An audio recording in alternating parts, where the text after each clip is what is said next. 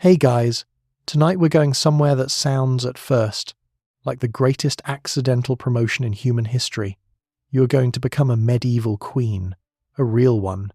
Not the beautifully illuminated version reclining beside an arched window while someone plays a harp and a suspiciously clean falcon waits patiently on a velvet cushion.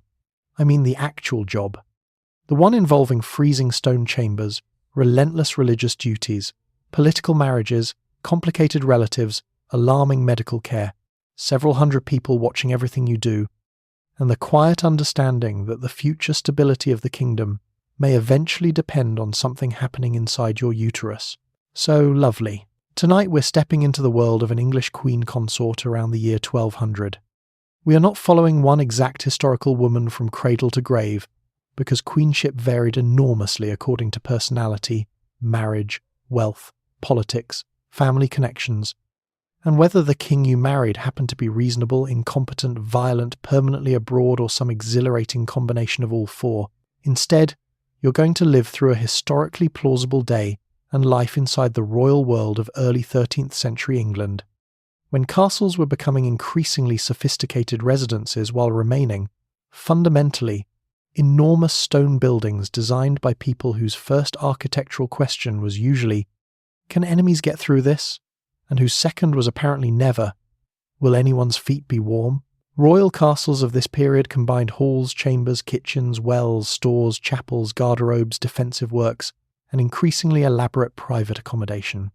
If you're enjoying these long journeys into the parts of history nobody puts on the tourist brochure, please like the video and subscribe.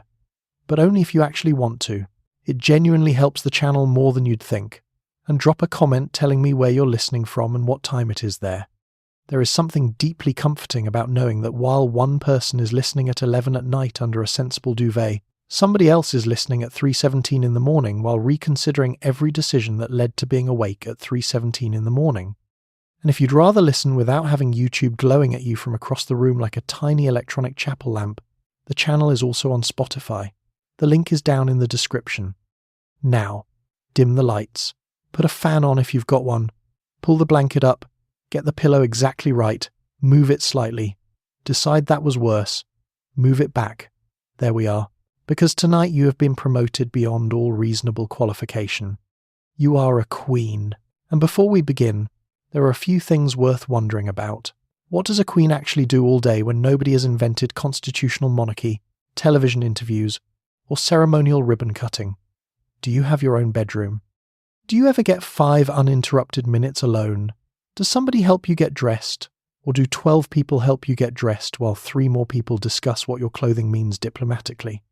How warm is a medieval castle when the answer to central heating is essentially, have you considered another blanket? What does the place smell like?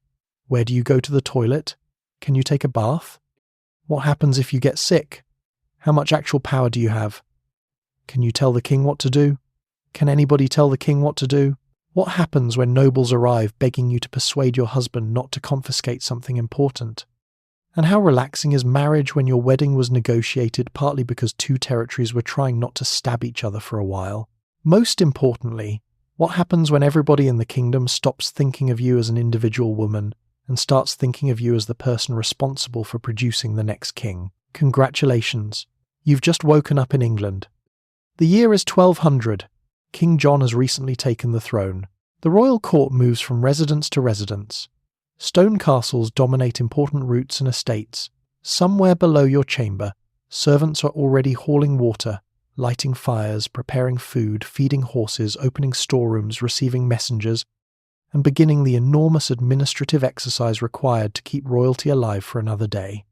John was the first English king whose movements can be reconstructed on an almost daily basis. A useful reminder that medieval kingship was profoundly mobile, rather than comfortably installed in one permanent palace. You open your eyes beneath expensive bedding. The room is cold. Several people already know you're awake. Your marriage is an international political arrangement, and absolutely everybody would like to know when you're having a son. Good morning, Your Grace. This is going extremely well. 1. You wake up in a bed worth a fortune and the room is still freezing. Let's begin with the royal bedroom.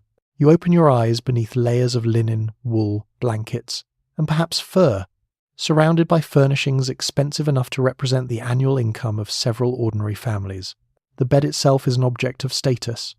Timber frames can be carved and painted, curtains may hang around you to trap warmth and create a little privacy, and the bedding is vastly softer than anything available to most people outside the castle walls. Somewhere beyond your chamber, thousands of people are beginning a day on straw mattresses, benches, or whatever reasonably dry surface their household possesses. You, meanwhile, are sleeping in luxury, and you are still cold. This is the first important lesson of being a medieval queen. Wealth can solve many problems. It can provide servants, silk, fine bread, jewellery, horses, imported wine, embroidered cloth, and enough political influence to make grown men travel 3 days because you have requested a conversation. It cannot stop an English castle from being made of stone.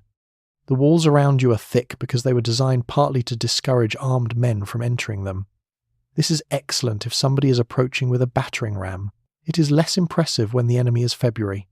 Stone absorbs cold beautifully and then appears reluctant to give it back. Even if your chamber has a fireplace, which a high-status royal chamber increasingly might, the heat is intensely local. Stand near the flames and your front is comfortable. Step several feet away and the rest of the room resumes its natural ambition to become a cave. This is why textiles matter so much. Wall hangings are not simply decoration. Curtains, rugs, cushions, and fabric coverings help reduce drafts and soften the brutally efficient relationship between cold masonry and human skin. Your bed curtains can create a small pocket of warmer air around the mattress during the night. Fur-lined coverings provide another layer of defense. Basically, your interior design scheme is insulation with pictures on it. The fire has probably been tended before you wake. A servant has already entered, quietly if they value employment, added wood, adjusted embers, and tried to persuade the room into becoming habitable. That servant may have risen long before sunrise. This is another recurring feature of royal comfort. Almost everything pleasant in your life has happened because somebody else was awake earlier. Warm water appears because somebody carried it. Fresh linen appears because somebody washed it. The fire exists because somebody hauled fuel. Breakfast will eventually arrive because an entire chain of human beings has been working downstairs while you are still deciding whether exposing 1 foot from beneath the covers was worth the risk. It is not. For a few moments you remain exactly where you are. Above you, the canopy and hangings make the bed feel enclosed, almost like a small room inside the room. Outside that little fabric fortress, the castle is beginning to stir. You hear footsteps in the passage, a door closes somewhere, timber creaks. Perhaps bells announce the religious rhythm of the morning. From lower levels comes the faint activity of servants beginning the day's work. There may be voices outside your chamber already. Your attendants know roughly when you rise. Your household knows what is expected. The Queen cannot simply decide that today is cancelled because the floor looks cold. Eventually the curtains are drawn aside. Cold air immediately enters with the confidence of someone who has been waiting all night. You sit up. Your breath may be visible if the morning is particularly bitter. The fire is glowing, but not enough to create anything resembling central heating. A servant approaches with clothing. Another may bring water. Somewhere nearby your shoes are waiting, which suddenly seems extremely important because the floor beneath them consists of materials that have spent the entire night developing a personal grievance against bare feet. You place 1 foot down, then the other. Congratulations. You are one of the richest women in Europe, and the floor has won. 2. Your private chamber is private provided.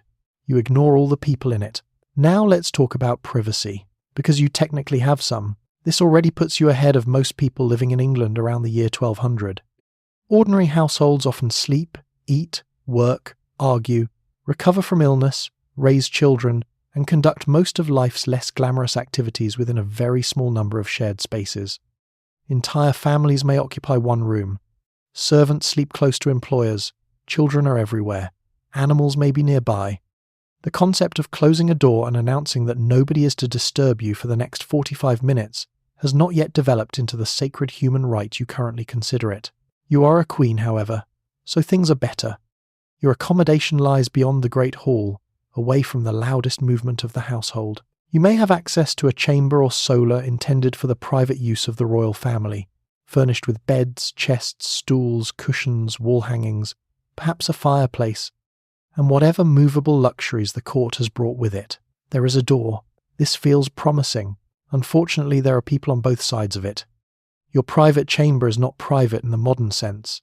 It is private in the medieval aristocratic sense, which means the general population cannot wander in. Only dozens of specifically approved people can. Your ladies attend you. Chamber servants attend you. Clerks may require access. Messengers arrive.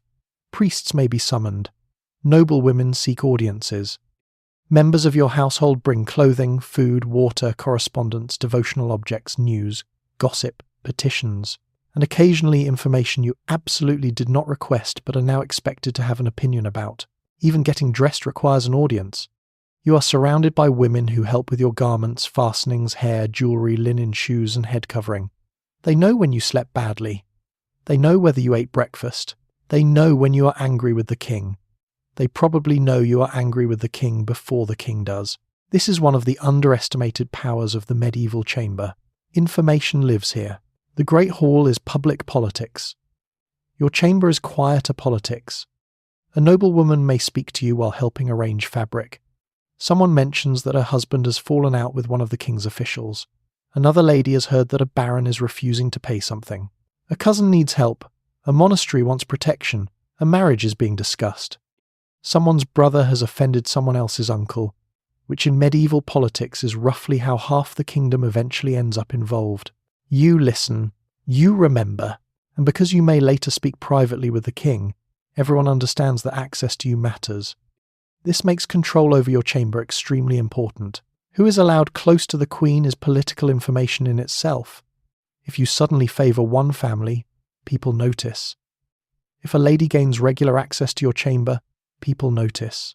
If somebody who used to enter freely is suddenly required to wait outside, people notice so aggressively that by supper there may already be 3 explanations circulating through the castle. None of them will be correct. All of them will be repeated. There are moments when you can withdraw further. Curtains can create smaller zones of privacy. Doors can be guarded. Trusted attendants can be dismissed. You may pray, rest, speak with your husband, or spend time with only a few close companions. But complete solitude is unusual. Even at night, servants may remain close enough to respond if needed. Fire must be maintained. Candles need managing. Security matters. If you become ill, people appear almost instantly. If you are pregnant, the number of people monitoring your existence increases further. The queen is too important to be left entirely alone, which sounds flattering until you experience it for 14 consecutive years. So yes, you have a private chamber. It is quieter than the hall. It is warmer than the corridor. The door can close, and behind it are only the people personally assigned to watch everything you do. 3. Morning begins with God before anyone is interested in your schedule. Before breakfast becomes a serious possibility, God has already been awake for some time. The medieval day is not organized around your preferred breakfast hour, your energy levels, or whether you personally feel spiritually prepared before consuming bread. It is organized around prayer, bells, feast days, fast days, saints, obligations, and a Christian calendar that reaches into almost every corner of ordinary life. And you are not ordinary. You are the queen. Which means your religious behavior is not merely between you and God. Everybody else is watching as well. Somewhere within the castle is a chapel, or at the very least a dedicated place where divine service can be heard when the royal household is in residence. Important castles often contain their own chapels because expecting the king and queen to wander through the nearest village every time mass is required would rather undermine the entire point of being royal. So after your attendants have begun making you presentable, the next major business of the morning is likely devotional. You hear the bell? This is medieval scheduling software. Nobody asks whether you would like notifications enabled. You may attend mass with members of the royal household, accompanied by ladies, clerics, servants, and whoever else has sufficient rank or responsibility to be present. The chapel is lit by candles. Incense may hang in the air. Stone walls make voices resonate strangely. Latin prayers rise through a room where most of the people listening understand the structure and meaning of what is happening far better than they necessarily understand every individual word. You kneel. You stand. You kneel again. Medieval worship has very little interest in ergonomic seating. For you, however, this is more than routine devotion. Queenship carries expectations of visible piety. A good queen should be charitable, modest, merciful, faithful, generous to religious houses, respectful toward clergy, and ideally capable of persuading an angry king not to destroy someone before lunch. Religion provides part of the language through which your power becomes acceptable. If you intercede for a condemned man, that can be presented as mercy. If you support a monastery, that is pious generosity. If you encourage reconciliation between two furious nobles, you are behaving as the Christian peacemaker expected of an ideal queen. You can therefore accomplish surprisingly political things while appearing to be doing precisely what society believes a virtuous woman should do. This is useful. You will need every useful thing available. Your own religious life may also be entirely sincere. Medieval people are not performing Christianity merely because historians later describe religion as politically convenient. You have grown up believing that salvation, sin, saints, relics, divine judgment, heaven, hell, confession, prayer, and the intercession of the Virgin Mary are real features of existence. Death is common enough that eternity does not feel theoretical. Children die, adults die, kings die, queens die, sometimes remarkably quickly after a physician becomes involved. So you pray. You may own devotional books if circumstances and literacy allow, though magnificent personal prayer books become especially characteristic of later medieval elite culture. You may maintain particular devotion to certain saints. You give alms, you support churches, you request prayers for yourself, your husband, your children, your parents, and the dead. And the calendar keeps changing what everyone is allowed to eat. Fridays and other fasting periods bring restrictions. Lent arrives with considerable determination. Feast days interrupt ordinary routine with additional worship and celebration. Saints' days fill the year. Christianity does not sit beside medieval life. It provides the timetable. Eventually the service ends. You rise carefully, because you have been kneeling on a medieval surface and your knees have opinions. Your attendants gather around you again. Outside the chapel, officials are already waiting with messages. Petitioners know you are awake. Someone needs your influence. Someone else needs money. Your household has discovered 3 problems since sunrise, and somewhere, mercifully, breakfast is finally being prepared. You have been awake for perhaps an hour. You have already dressed ceremonially, appeared publicly, prayed for your immortal soul, represented Christian queenship, and reminded the court that monarchy enjoys divine approval. Now you may have some bread. 4. Washing yourself is entirely possible and somehow requires staff. Let's deal with washing before anyone confidently informs you that medieval people were morally opposed to water. They were not. Medieval people washed. They washed hands, faces, bodies, clothing, linens, cooking equipment, religious objects, and occasionally one another. Wealthy households could manage quite elaborate bathing arrangements when they chose to. What they did not possess was the modern miracle of turning a chrome handle and receiving unlimited hot water at a mathematically pleasing temperature. You are a queen, which improves the situation considerably. It does not simplify it. Your morning begins with a basin or bowl, cloths, perhaps soap and water, that has already completed a small logistical campaign before reaching you. Someone has drawn it from a well, cistern, spring, or other castle water supply. Someone has carried it through passages and upstairs. If you want it warm, someone has heated it over a fire. Someone has transferred it into a suitable vessel without pouring most of it onto themselves. Then someone brings it to you. This is what luxury looks like in the year 1200. You have hot water. 3 people are exhausted because of it. For ordinary daily washing, your face and hands receive obvious attention. Hands in particular matter because they are constantly visible and because meals may involve direct contact with food. Washing before eating is an established part of elite etiquette. Servants can bring water and towels to diners, and the ritual of clean hands has both practical and social importance. Your mouth may be rinsed, your hair can be combed and maintained. Linen worn close to your skin helps absorb sweat and body oils and is changed more frequently than heavy outer garments. And yes, fuller bathing is possible. This is where things become ambitious. A wooden tub or large bathing vessel must be prepared. Water has to be heated in quantity. Bucket after bucket travels from source to fire to chamber. The tub may be positioned near a hearth or in a private room because bathing in freezing water inside a freezing castle would be a strange way to demonstrate royal privilege. Herbs or scented additions might be used according to taste, custom, and availability. Then you get in. For a brief, glorious period you are warm. You should appreciate this because approximately half the household has been involved. Bathing can even become social or ceremonial in elite contexts, though modesty and circumstance determine who is present and how the space is arranged. Cloth can line or surround a tub. Curtains can provide privacy. Servants remain nearby because the water, towels, clothing, and eventual removal of approximately 1 bathtub's worth of used water are not going to manage themselves. This last part is important. Modern bathing ends when you pull a plug.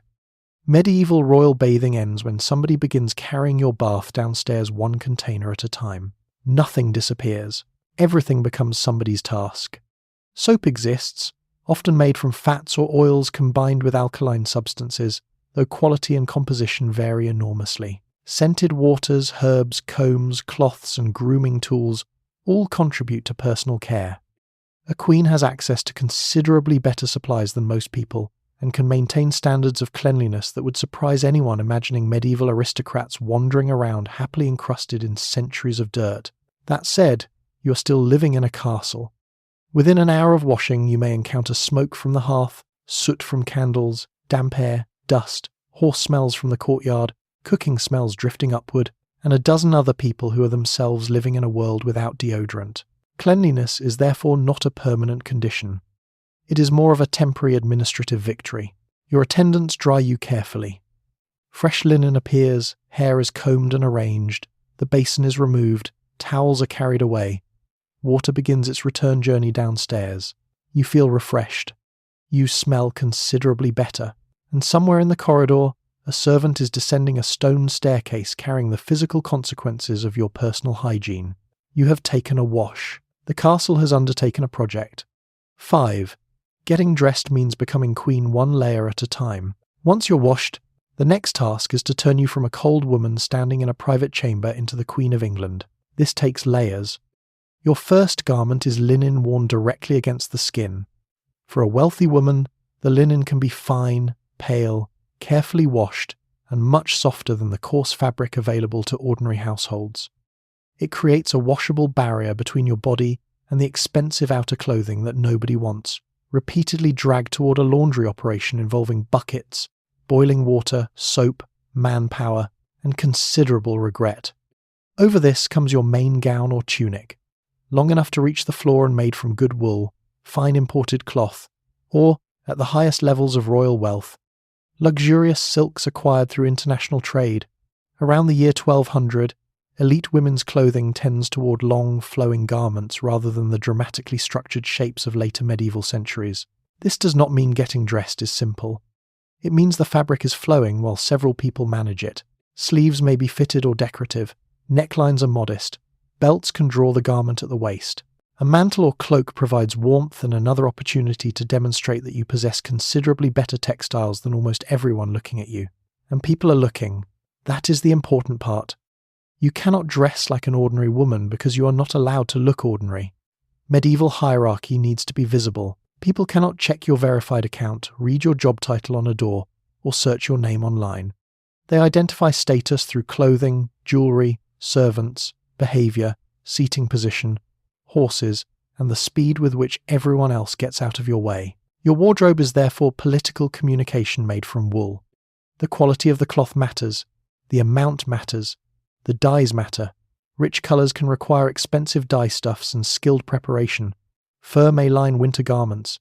Silk, embroidery, decorative borders, precious fastenings, and jewellery all announce wealth before you have spoken a word. Your attendants move around you carefully. One adjusts a sleeve. Another straightens the fabric. Someone finds the belt. Someone else has apparently misplaced the correct fastening, which creates 6 silent seconds of panic because disappointing a queen before breakfast is not considered a promising career strategy. Then comes your hair. For a married noblewoman, covering the hair is increasingly expected according to contemporary ideals of modesty. Linen veils, wimples, bands, and other arrangements vary with fashion and region, but your head does not simply emerge naturally from beneath the bed curtains and remain that way until evening. Hair is combed, arranged, braided, bound, covered, or partially covered. Pins become important. This is unfortunate because pins have been designed with very clear opinions about human skin. A veil may frame your face and fall over your shoulders. On formal occasions, A circlet or crown can transform the entire arrangement from wealthy aristocratic woman into unmistakable royalty. And that transformation is the point. Every layer takes you farther from the private person who woke beneath the blankets. Linen goes on, then the gown, then the mantle, then the belt, then the veil, then jewellery. By the time your attendants finish, your body has become a public statement about dynasty, wealth, respectability, marriage, femininity, and royal authority. This is surprisingly heavy work for clothing. And although you have considerably more choice than most women in the kingdom about the quality of what touches your skin, even you are restricted by expectation. You cannot simply announce that today you are wearing something comfortable because nobody important is visiting. Everyone important is visiting. You are in the castle. Eventually the final fold is adjusted. Your mantle sits correctly. Your veil behaves itself. Your jewellery catches the firelight. The woman who was shivering beside the wash basin has disappeared beneath several thousand pennies worth of fabric and craftsmanship. The door opens. People bow. You are ready to begin the day, which is impressive considering getting dressed has already required a small department. 6. Your jewellery is basically foreign policy that happens to sparkle. And then come the expensive details. Because apparently several layers of imported cloth are not enough to communicate that you are important. Your attendants bring out the jewellery. This is the point where your morning outfit stops being clothing and becomes a small moving treasury. Brooches, rings, clasps, buckles, pendants, decorated belts, precious metal fittings, perhaps a jewelled circlet on more formal occasions. Gold and silver catch the candlelight. Garnets, sapphires, pearls, rock crystal, emeralds, or other valuable stones may appear, depending on what your household possesses, what has been inherited, what has been gifted, and what has not recently been pawned to finance something political. Because royal jewellery is not merely decoration. It is money with a fastening. A valuable brooch can display status today, be presented as a diplomatic gift tomorrow, pledged for cash during a financial emergency next month, and turn up 30 years later in somebody else's inventory under a completely different description, because medieval record-keeping occasionally has the energy of a family attic. Objects move. That movement matters. A jewel may have come from your parents when you married. Another might have been given by the king. Something else may have arrived from a foreign relative, a bishop, an ambassador, or a noble family hoping you remember their generosity at a useful moment. You probably will. Royal courts are built partly on memory. People remember who gave what. They remember who received what. They remember who was wearing the king's gift at Christmas. They especially remember when somebody else receives a better gift than they did. Humans have not changed dramatically. The difference is that your workplace jealousy is currently being measured in silver cups and gemstones. Your jewellery can also say something about where you came from. If you were born abroad, as many queens were, styles, objects, fabrics, devotional items, and personal treasures brought with you may preserve visible connections to your homeland. This is sentimental. It is also political.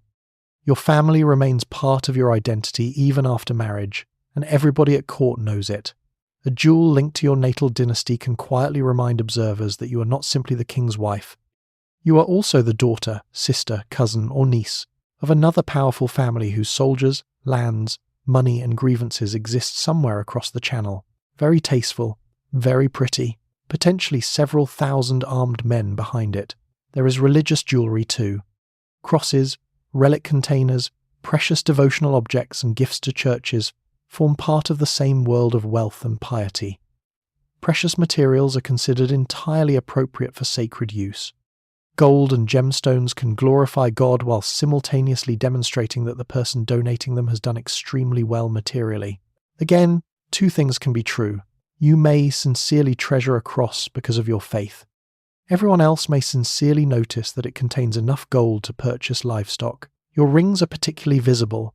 Hands matter because you receive petitions, give gifts, attend ceremonies, pray, eat publicly, and occasionally extend a hand towards someone whose entire week has been organised around being allowed to approach it.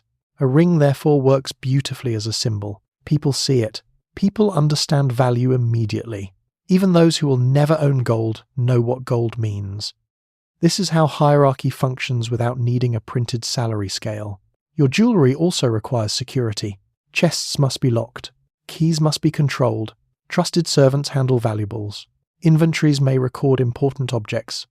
Transport becomes complicated whenever the court moves, because royalty is itinerant, and apparently the safest way to manage a fortune is to place it in containers and send it down medieval roads behind horses. Somebody has to watch those containers. Somebody else has to count them. Somebody will eventually be blamed if one goes missing. By now your attendants have fastened the final piece. A brooch secures the mantle. A ring sits heavily on one finger. Perhaps a fine belt circles the gown. The effect is exactly what it should be. You look expensive. Not fashionable in the casual modern sense. Expensive in the medieval political sense. You look like somebody whose marriage connected territories. Somebody whose favour matters. Somebody whose relatives are worth remembering. Somebody who can reward loyalty with an object worth more than another person's house. The door opens. Light catches the metal. People notice. Of course they notice. That is why you are wearing it. You have not accessorized.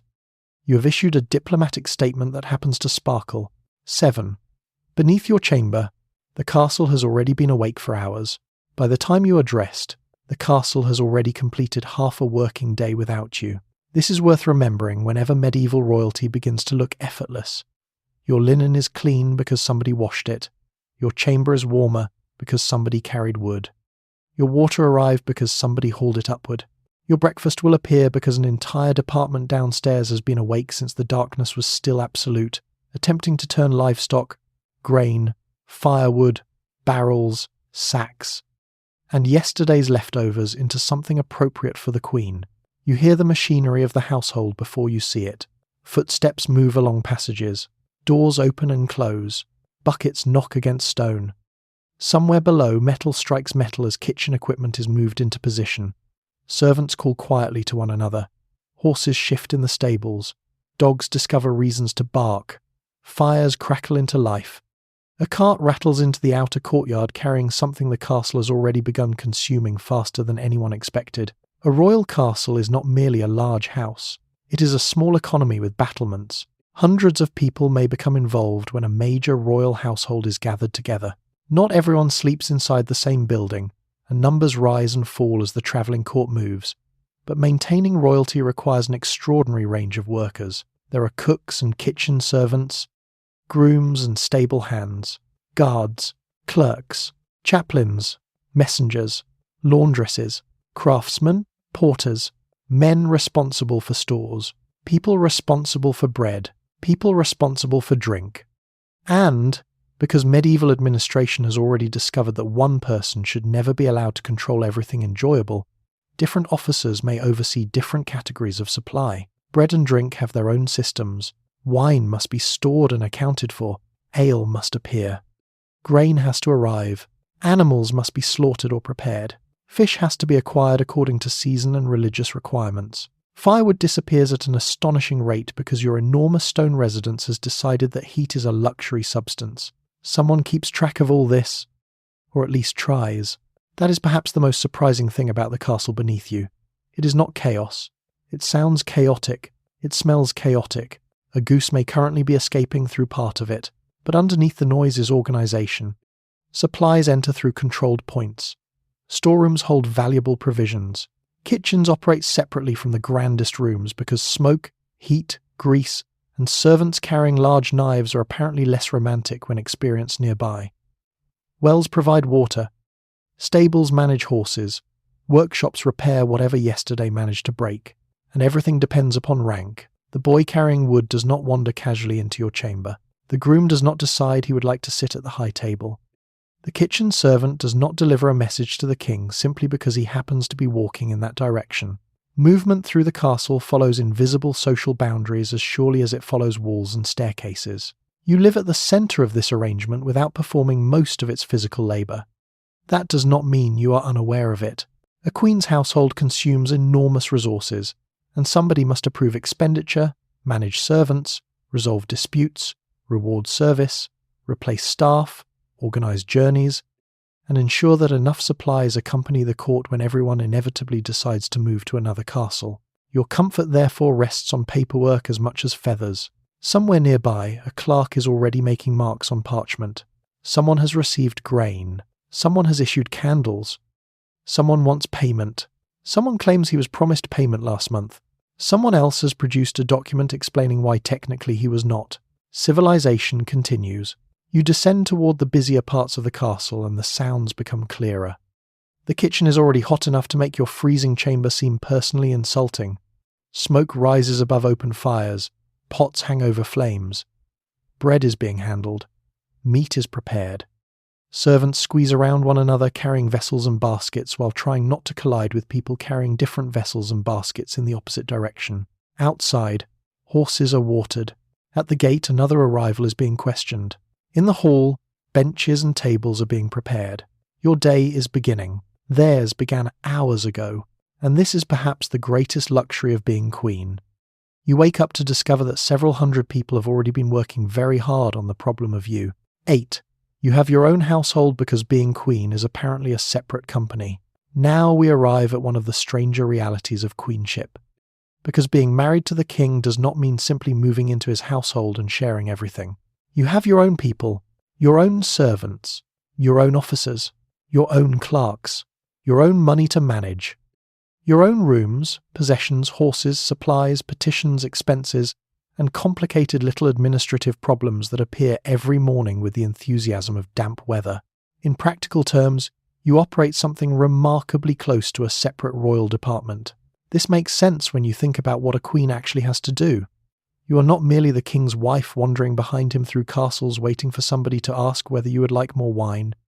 You maintain relationships with noble families, receive visitors, distribute gifts, support religious houses, manage lands and revenues attached to your position, travel with attendants, maintain clothing and jewelry, and provide patronage to people who understand very clearly that royal favour can transform a career. All of this requires staff, a great deal of staff. Around you are ladies from noble families who serve as companions and attendants. There are chamber servants responsible for your personal rooms and possessions. Clerks deal with correspondence and accounts. Chaplains serve your religious household. Grooms look after horses. Messengers carry instructions. Other officials oversee the money and estates supporting your household. And somewhere inside this structure is at least one exhausted man trying to determine why the candle expenditure has increased again. Royal administration eventually discovers the eternal truth that nobody knows where the candles go. Your household also creates a political network. This is important. Every person serving you comes from somewhere. A lady has a father, husband, brother, or cousin. An officer may belong to a family hoping to strengthen its position. A clerk knows other clerks. A chaplain has ecclesiastical connections. Servants hear things, messengers travel. Your household therefore becomes a web stretching outward from your chamber into the kingdom. This gives you influence. If you appoint someone, that person owes gratitude. If you reward a servant, their family notices. If you take a nobleman's daughter into your household, you may strengthen a relationship with her entire family. If you dismiss someone, everybody notices that too. Nothing at court remains a personnel decision for very long. Even friendship can become political simply because you are the queen. You may genuinely like one of your ladies because she is clever, funny, loyal, or unusually skilled at remaining calm when another noblewoman has spent 20 minutes explaining a grievance involving inheritance and poultry. But if you favour her too openly, people begin calculating. Why is she close to the queen? What does her family want? Has her brother been promised something? Does the king know? The answer may simply be that she tells good stories. This explanation will satisfy absolutely nobody. Your household also has to travel with you. Because the court moves, your personal institution moves too.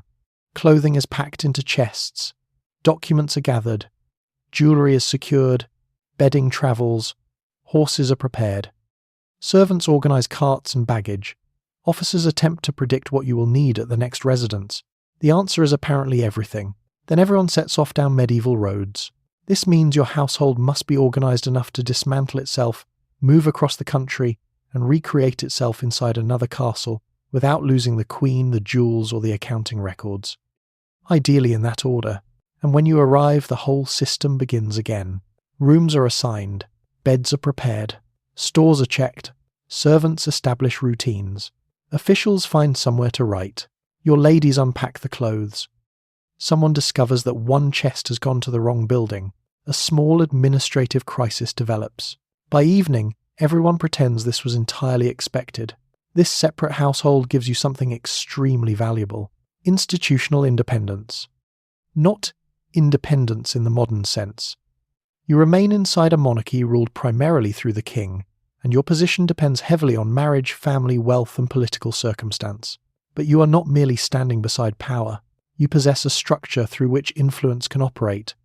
People can approach you. You can reward them. You can employ them. You can communicate with them. You can remember who has been loyal. And all of that gives your queenship substance beyond the crown on your head. So when someone says you are merely the king's wife, you can look around at the clerks, servants, ladies, chaplains, grooms, messengers, chests, horses, accounts, and several dozen people waiting for instructions. You are not merely married. You are running a company. Unfortunately, the company travels by horse. 9. You probably came from somewhere else, and everyone notices. There is another awkward detail. You may not actually be English. This is not unusual.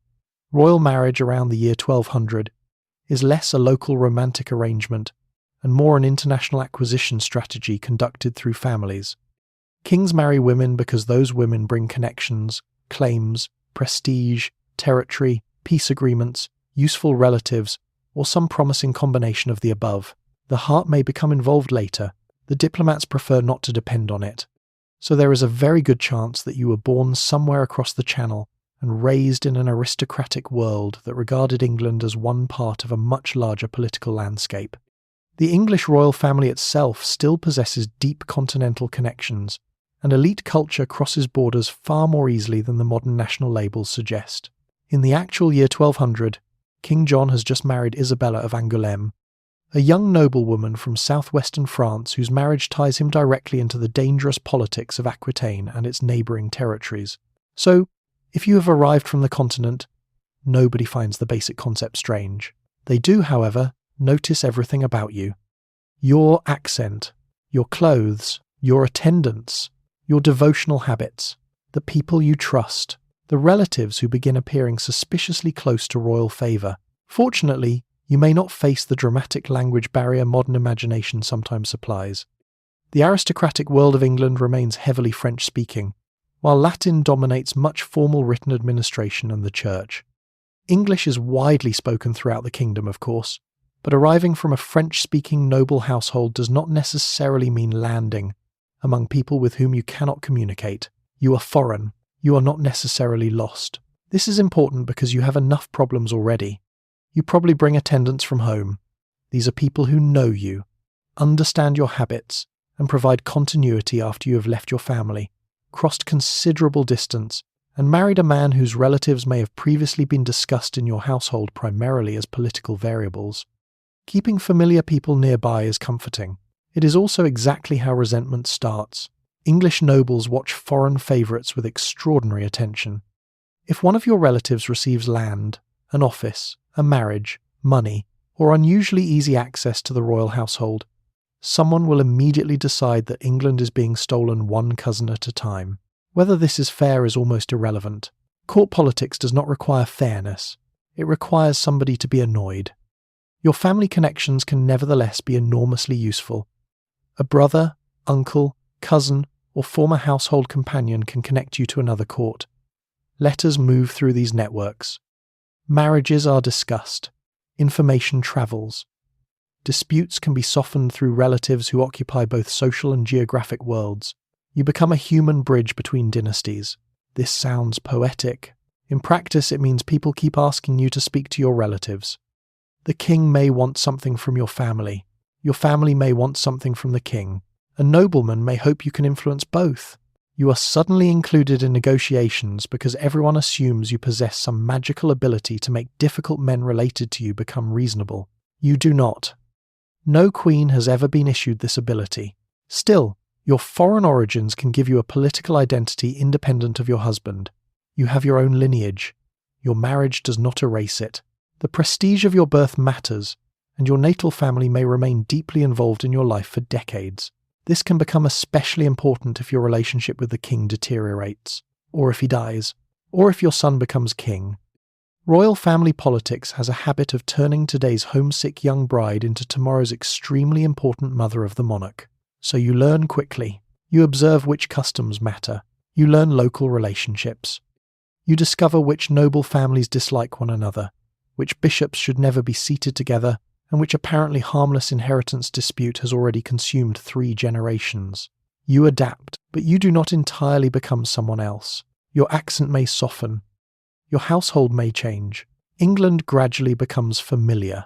Still, people remember where you came from, and whenever one of your cousins receives anything valuable, the entire kingdom remembers at exactly the same time. 10. You do not actually live in one castle because royalty refuses to stay put. Just as you've learned which staircase produces the least violent draught, someone announces that the royal household is moving again. Of course it is. You have just worked out where your chamber is, which corridor leads to the chapel without taking you through the busiest part of the hall, and which fireplace produces actual heat rather than a decorative suggestion of it.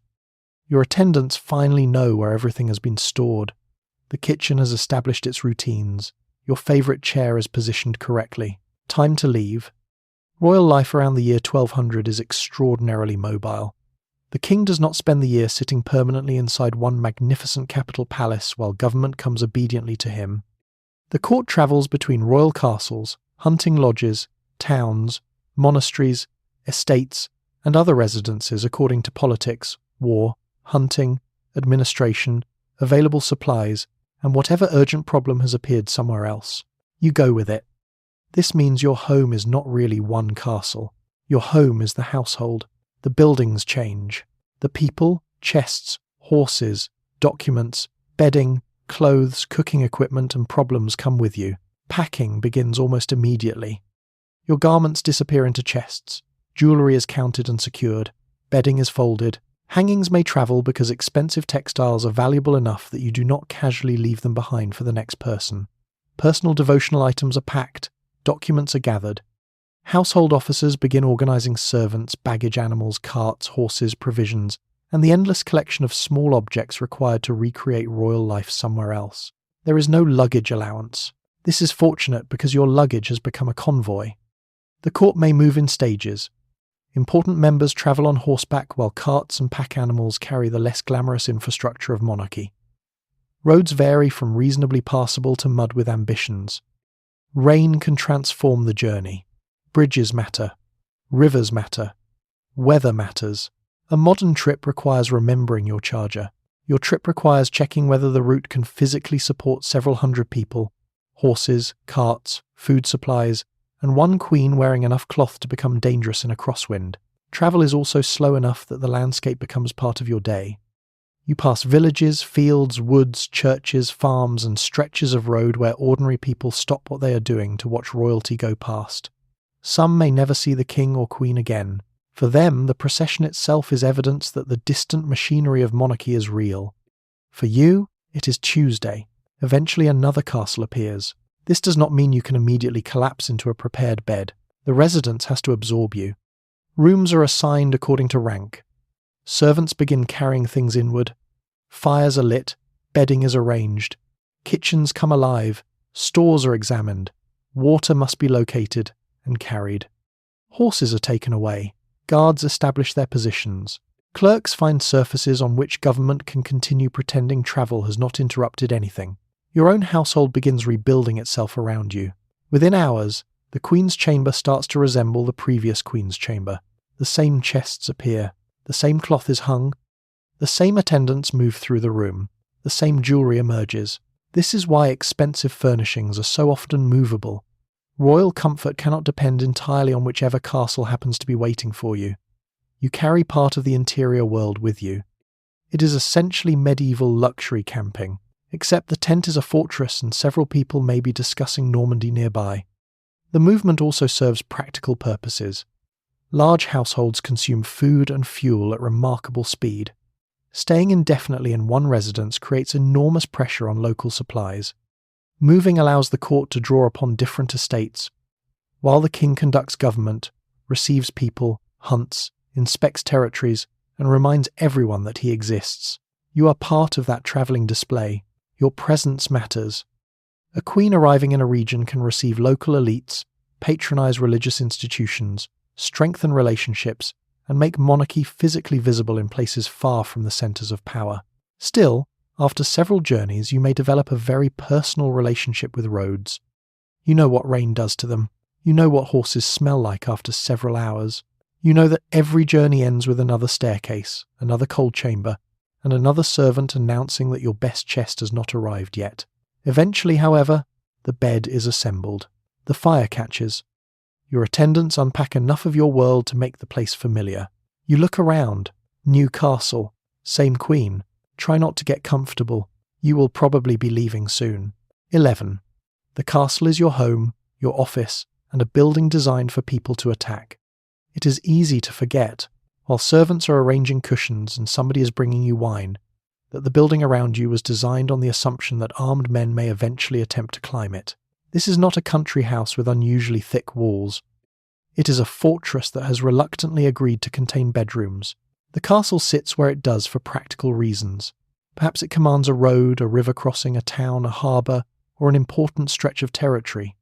Its towers provide views over the surrounding landscape. Its walls are thick enough to resist attack. Entrances are controlled. Ditches, earthworks, gates, towers, and defended approaches make reaching the comfortable rooms inside deliberately unpleasant for anyone who has arrived without an invitation, which is reassuring, until you remember that these features exist because sometimes people do arrive without an invitation. Your chamber may have wall hangings, a good bed, chests, stools, candles, and a fireplace. Walk far enough in the other direction and you find arrow loops. This is medieval interior design. One corridor says domestic comfort. The next says please shoot through here. The castle is also an office. Government does not stop merely because you are technically at home. Clerks write documents, messengers arrive carrying sealed letters. Officials come to report on money, land, disputes, military obligations, and the latest nobleman who has decided that an agreement made 3 months ago was only binding while it remained convenient. The king receives advisers. Petitioners wait. Accounts are checked. Orders are sent outward. Justice may be discussed. Military plans may be made. At any moment, the room where you were eating yesterday may become the setting for a conversation about rebellion. You learn to live with this. The distinction between domestic life and public government is far thinner than anything familiar to you now.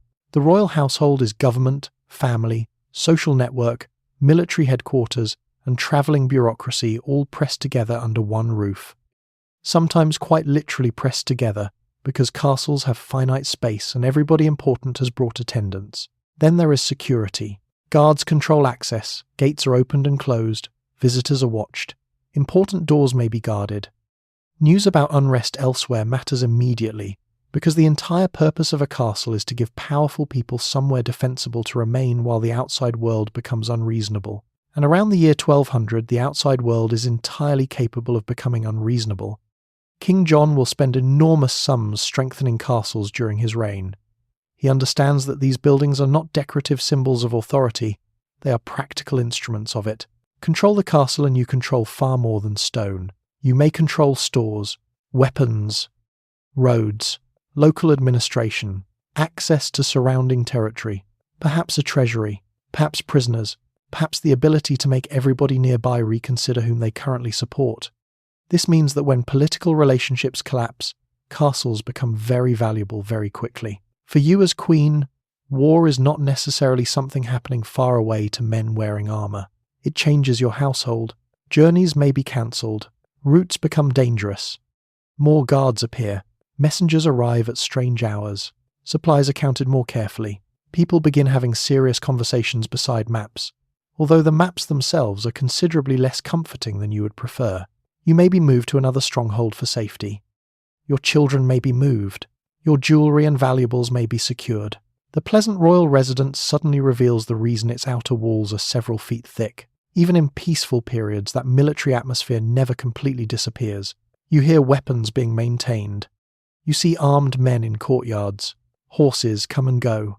The gate is not merely a front door. It is a controlled vulnerability in the defensive system. Nobody installs a cheerful little welcome mat. And yet ordinary life continues inside. Bread is baked. Children play. Dogs sleep near fires. Servants complain quietly. Ladies sew. Clerks argue over accounts. You attend mass. You eat supper. Someone somewhere is probably looking for a missing key. This is perhaps the strangest part of castle life. The extraordinary becomes normal.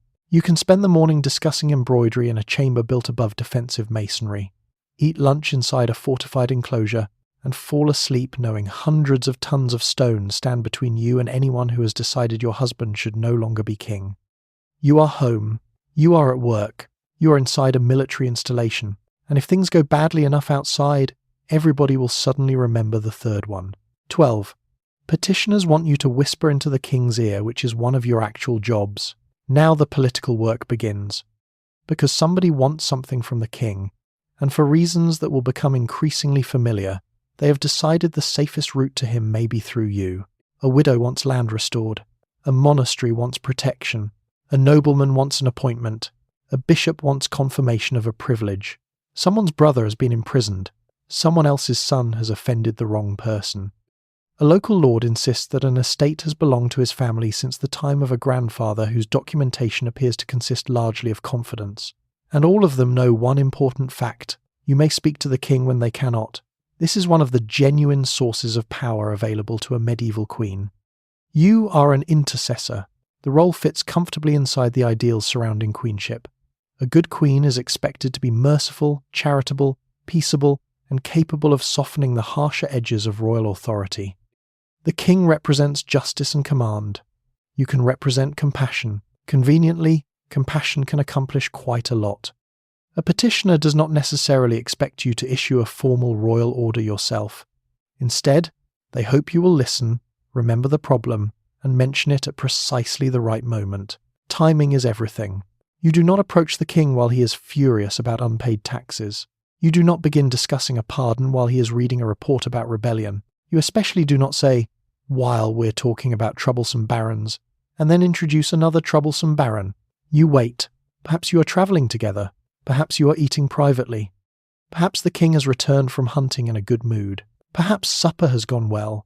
Nobody has sent disastrous news from Normandy, and the royal temperament is temporarily operating within acceptable limits. Then you mention the matter, gently. The widow's case is unfortunate. The monastery has served the crown loyally. The prisoner has family who would be deeply grateful. The nobleman really has been very useful. You are not ordering. You are suggesting. Everyone understands the difference. Everyone also understands that the difference may be largely grammatical. This makes access to you extraordinarily valuable. People seek audiences. Letters arrive. Gifts occasionally appear with suspiciously excellent timing. Noble women use family connections to reach your chamber. Clerics remind you of their institution's loyalty. Relatives ask favours because apparently marrying a king has turned you into medieval customer support. Your attendants become part of the process. They know who is waiting. They know which request has already been presented 3 times. They know who should be admitted immediately and who may benefit spiritually from another hour in the corridor. They also hear things. This matters because petitioning is not simply about individual cases. It tells you where pressure is building in the kingdom. If several families complain about the same official, perhaps the official is becoming a problem. If a monastery suddenly requires protection, somebody nearby may be testing boundaries. If 3 different nobles ask you to reconcile them with the king, relations between the crown and aristocracy may be moving beyond what anyone would describe as relaxed. You become an informal collection point for political anxiety. Very soothing. Your success also builds loyalty. If you secure a pardon, the family remembers. If you help settle a dispute, both parties may remember. If you recommend someone for favour and the recommendation succeeds, that person now has an excellent reason to remain useful to you. This is how influence grows. Not always through dramatic speeches in the Great Hall, often through a quiet conversation after dinner. There are limits, of course. The king can refuse. He can become irritated by repeated intervention. Supporting the wrong person can damage your standing. And if you appear to favour one faction too strongly, every rival faction immediately becomes fascinated by your motives. So you learn restraint. You cannot rescue everyone. You cannot ask for everything. The value of your intercession depends partly on not using it every 12 minutes.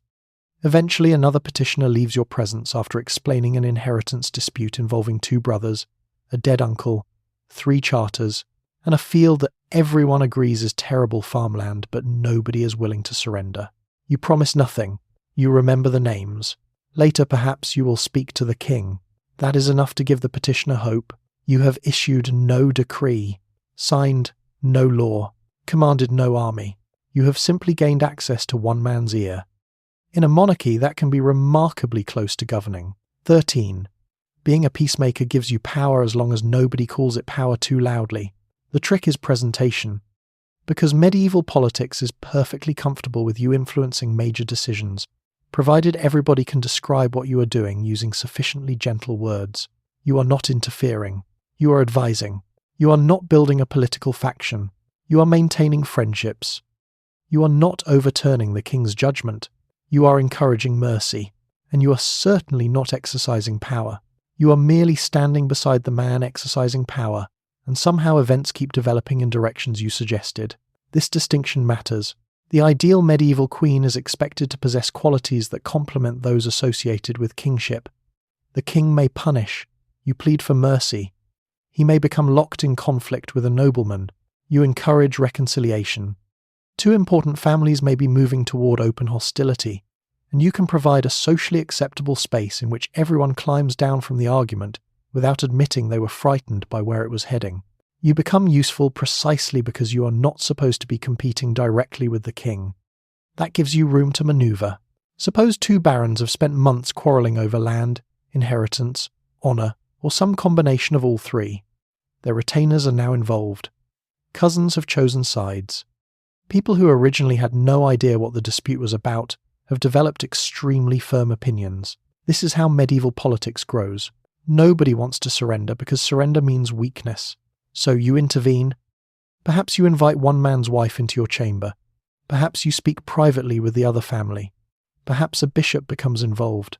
Perhaps you persuade the king that forgiveness would demonstrate strength rather than concession. Eventually an agreement appears. Everyone claims it was exactly what they wanted. You smile. This is the desired result. Your role as peacemaker is especially powerful because medieval society places tremendous value on personal relationships. Politics is not conducted through impersonal institutions alone. Kinship, loyalty, friendship, household service, marriage, patronage, and personal access hold the political structure together. You are connected to all of these. If you are related to one side and married to another, you may be one of very few people capable of speaking across a divide without automatically appearing hostile. This can be uncomfortable. It can also make you indispensable. Of course, there is danger in becoming too visibly successful.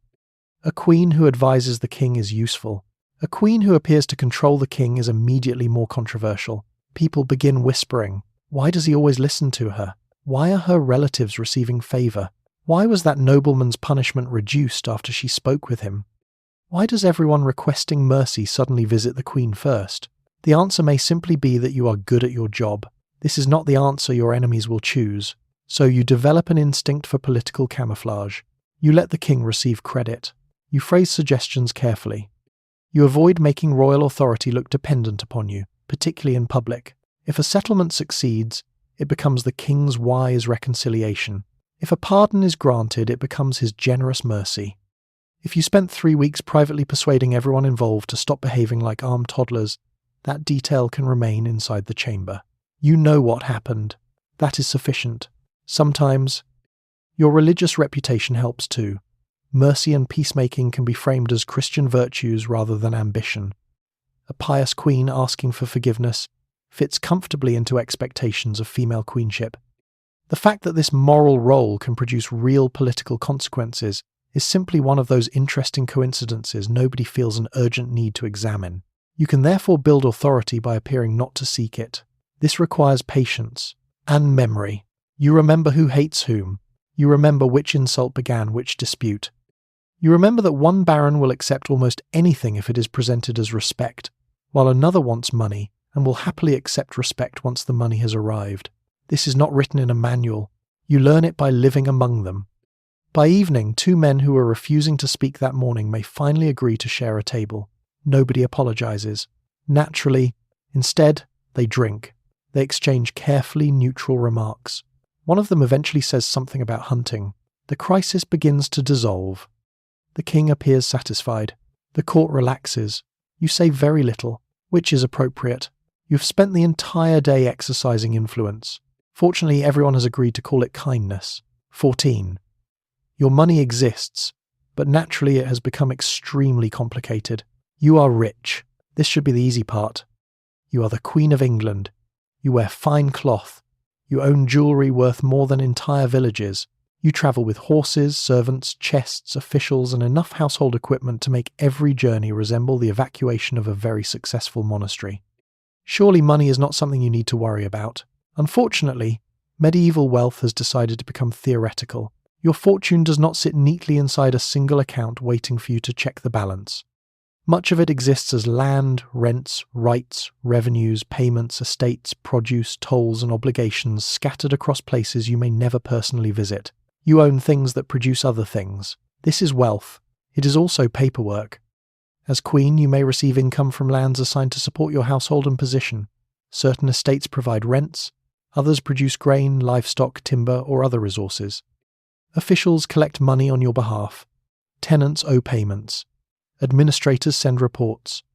Clerks record what has arrived, what has not arrived, what should have arrived, and why one man in Lincolnshire insists that technically his family has not owed that particular rent since his grandfather performed a service for somebody during a war.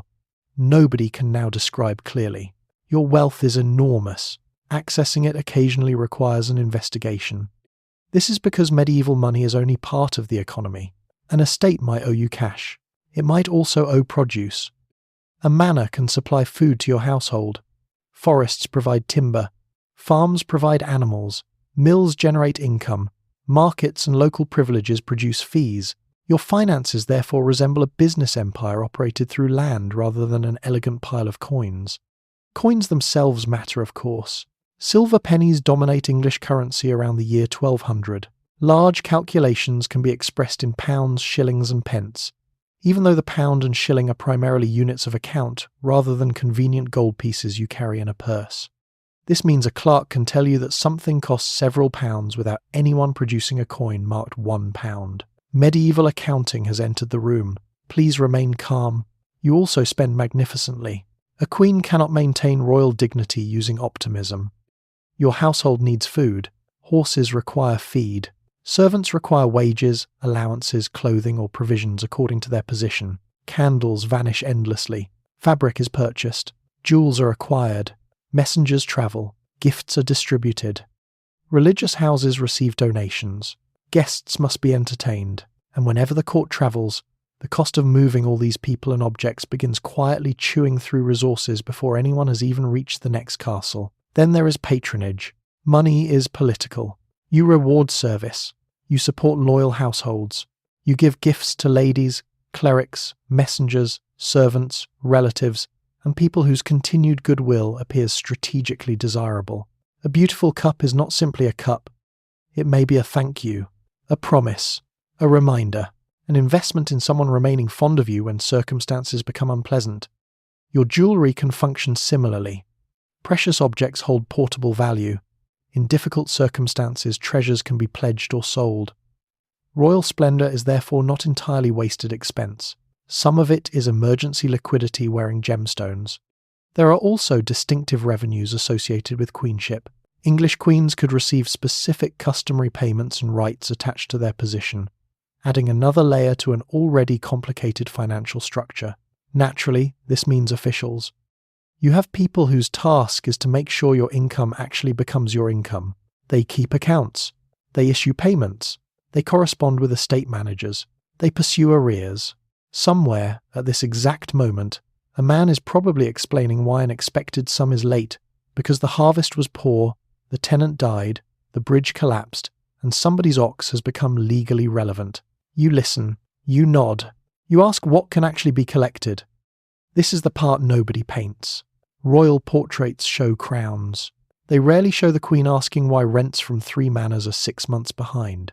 Yet these revenues make everything else possible. Without money, you cannot maintain a household. Without a household, you cannot sustain influence. Without gifts and patronage, loyalty becomes considerably more philosophical. So yes, you are extremely wealthy. You own land. You possess jewels. People owe you money across half the kingdom. And somewhere in a cold room, 3 clerks are still trying to work out where all of it is. 15. The Great Hall turns lunch into a public examination. Eventually, food, which would be considerably more relaxing if eating were allowed to remain a private biological activity. It is not. You are the queen. Nothing is merely lunch anymore. The Great Hall is one of the busiest and most important spaces in the castle. A vast communal room where eating, receiving guests, making announcements, conducting business, displaying rank, exchanging news and quietly judging everyone else can all happen beneath the same roof. When you enter, people notice. Of course they do. Your arrival changes the room. Servants move into position. Conversations soften. People stand or bow according to rank and circumstance. Anyone hoping to attract your attention suddenly develops a deep interest in appearing as though they are not trying to attract your attention. You make your way toward the high end of the hall. This is where hierarchy becomes furniture. The king, queen, important guests, and highest-ranking members of the household occupy the most prestigious positions, often at a raised table or dais. Further away sit people of progressively lower standing. Nobody needs a name badge. The seating plan has already explained your entire social value. This makes choosing seats a dangerous business. Place one nobleman too far from the king and he may interpret it as a deliberate insult. Place another slightly too close and everybody else begins wondering what he has done to deserve such favour. Invite two families with a long-running dispute, and suddenly a meal becomes an exercise in strategic geometry. You have not yet eaten anything. 3 people are already offended. Then the food begins arriving. Servants carry large dishes through the hall. Bread appears. Meat, fish, stews, sauces, pies, cheeses, and whatever else the household has prepared arrive according to season, religious restrictions, availability, and the astonishing appetite of a royal establishment. The wealthiest tables receive the finest food. Again, rank is visible. The person eating better meat is probably more important than the person eating worse meat. Medieval social theory has now been explained using gravy. You eat from trenchers or dishes shared according to custom and status. Knives are essential. Spoons appear when the food requires them. Forks are not yet standard table equipment in England, which means fingers remain involved far more than a modern dinner guest would prefer. This is why hand-washing matters. Before the meal, servants may bring water so important diners can wash their hands. Clean hands are part hygiene, part etiquette, and part reassurance that the nobleman beside you has made at least some preparation before reaching into a shared dish. You appreciate this deeply. The bread itself can serve practical purposes. A thick slice or trencher may sit beneath food, absorbing juices and sauces throughout the meal. What happens to it afterward varies. It may be eaten. It may go to servants. It may be distributed as alms. Nothing containing useful calories is casually treated as decorative. While you eat, the hall continues functioning around you. Musicians may play. Officials may approach. Guests converse. Servants move continuously between kitchen and table. Dogs may hover hopefully around the margins, because dogs have understood aristocratic dining better than anyone. And you are still working. Someone seated nearby mentions a marriage. Another person refers casually to a land dispute. A bishop discusses a monastery. A noblewoman asks after your health with enough precision that you immediately suspect she wants something. This is not accidental conversation. Meals create access. Who gets invited matters. Who sits near you matters. Who receives a warm greeting matters. Who receives only a polite nod will spend the rest of the afternoon analysing the nod. You therefore eat while performing emotional diplomacy. Smile here. Ask about someone's son. Remember another person's sick mother. Do not accidentally appear delighted by news that will upset the man sitting 2 places away. And absolutely do not complain about the food unless something is seriously wrong. The kitchen has been working since before dawn. Also, the cook knows where the knives are. Eventually, the main dishes begin disappearing. Wine or ale continues circulating. The noise rises slightly as formality loosens. People relax, or pretend to. You have eaten very well. You have also publicly confirmed alliances, acknowledged status, received information, avoided insulting 6 families, and spent an hour being watched every time you lifted your hand. This is royal dining. You came for lunch. The kingdom came to inspect you. 16. The food is excellent, assuming medieval food storage does not become involved. Your food, by the standards of ordinary people, is extraordinary. You are not living on coarse bread, thin pottage, onions, and whatever the household garden has managed to produce without attracting too much attention from insects. You are the queen. Your table can offer fine white bread, beef, pork, mutton, poultry, venison, freshwater fish, sea fish when transport allows it, eggs, cheese, butter, fruits, nuts, spices, sauces, pies, and imported wine. This is what wealth tastes like in the year 1200. Unfortunately, wealth has not yet invented refrigeration, so the question is not whether you can obtain excellent food.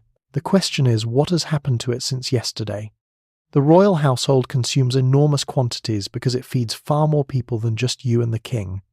Animals are brought in alive when practical and slaughtered as required.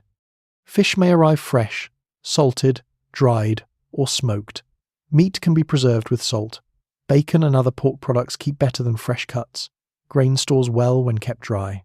Cheese, dried peas, beans, onions, and preserved foods provide stability when fresh ingredients become less reliable. The kitchen staff understand all of this. They are not idiots waiting patiently for modern food science to rescue them. Experienced cooks know how food looks, smells, feels, and behaves. They understand seasonality. They know which foods spoil quickly. They know preservation techniques that generations have relied upon. What they do not know is why invisible microorganisms are having such an excellent time. There is no refrigerator humming quietly in a corner. There is a cool storeroom. Possibly. There is a cellar. Hopefully. There are barrels, crocks, sacks, hooks, shelves, baskets, and enough salt to make your physician worry about a health problem he cannot yet diagnose. Winter helps. Summer is more ambitious. A large piece of meat in cold weather can remain usable far longer than it can during a warm spell. Fish is even less patient. Dairy products require attention. And once the royal household begins travelling, storing food becomes part culinary planning and part military logistics. You cannot simply order tomorrow's ingredients online. You send people, a lot of people. Officials purchase supplies locally or draw them from royal estates. Villages, manors, forests, fisheries, markets, and hunting grounds all contribute to the movement of food toward the court. Then there are the spices. This is where one of the great medieval myths enters the room. You may have heard that spices were used primarily to disguise rotten meat. Not quite. Spices are expensive. Pepper, cinnamon, ginger, cloves, nutmeg, saffron, and similar imported luxuries belong disproportionately to wealthy tables. Pieces are poor. If you can afford large quantities of imported spice, you can usually afford meat that has not become a biological emergency. Spices are used because they taste good. They also demonstrate wealth. Putting expensive imported flavouring into dinner is a little like parking an extremely expensive carriage directly outside the hall and insisting it was simply convenient.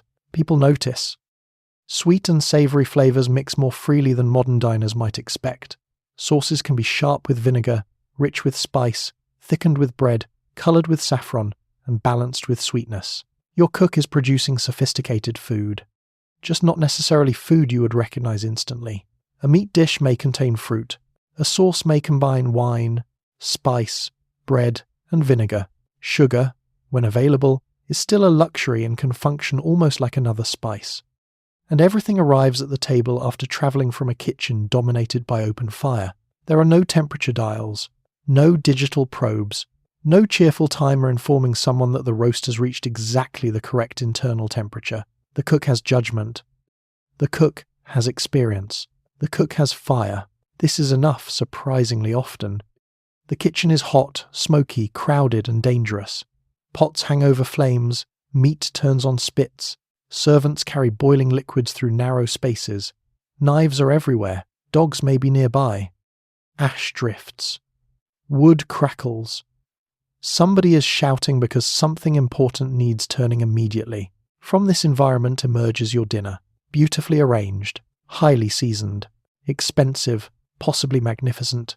You take a bite. It tastes excellent. You take another. Everyone at the high table appears satisfied.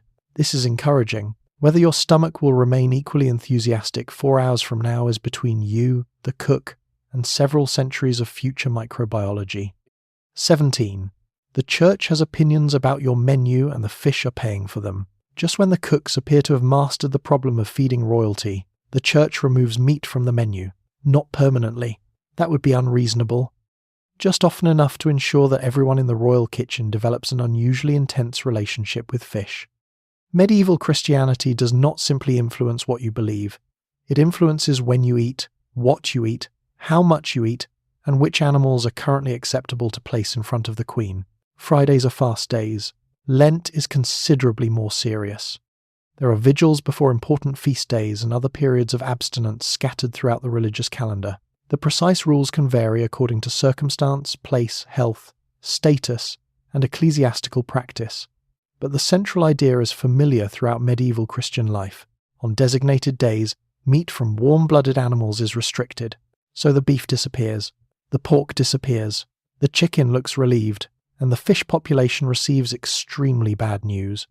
For an ordinary household, this can mean a simpler meal based around bread, vegetables, pulses, and whatever fish is affordable or locally available. For you, fasting looks rather different. You are still the Queen. Nobody expects your spiritual discipline to require genuinely disappointing catering. So instead of roast meat, your household mobilizes an impressive aquatic replacement program. Herring becomes enormously important because it can be salted and transported. Salmon may appear.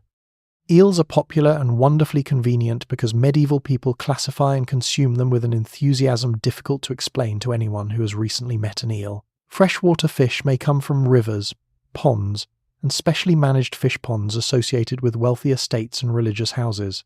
Pike, bream, perch, and other species can reach elite tables depending on location and supply.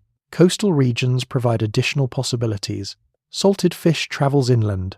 Dried fish travels farther. The household's ability to acquire food becomes a geographical exercise.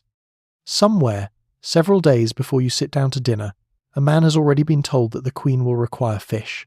This information begins moving through the economy. Fishermen catch it, merchants transport it, officials purchase it, servants carry it, the kitchen cleans it. The cook turns it into something expensive enough that nobody feels deprived. By the time it reaches you, half a county has participated in Friday. And because this is a royal table, abstinence from meat does not necessarily produce austerity.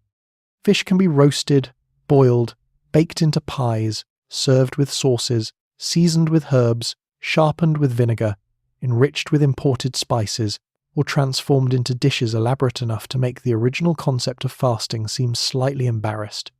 This is one of the more impressive achievements of aristocratic Christianity. You are denying yourself, luxuriously. The Church would recognize the principle even if the kitchen has become rather enthusiastic about execution. There are also eggs and dairy products to consider, although restrictions on these can be stricter during major fasting seasons such as Lent. Medieval practice evolves over time, and dispensations can exist, but the general pattern means cooks must repeatedly redesign meals around religious obligation. This is not an occasional inconvenience. The liturgical calendar shapes the entire provisioning system. If Lent is approaching, the household knows it. More fish needs acquiring. Preserved supplies matter. Menus change. Markets respond. Monasteries and aristocratic estates maintain fish ponds, partly because reliable access to fish is economically and religiously useful. Fish is not merely food. It is infrastructure for remaining a good Christian without becoming hungry. For you personally, fasting also has a public dimension. Queens are expected to demonstrate piety. If everyone else observes abstinence while you privately demand roast venison because you are having a difficult afternoon, this may create questions. And medieval courts already have enough questions. So you follow the rhythm, you attend worship, you observe the fast, you eat the fish.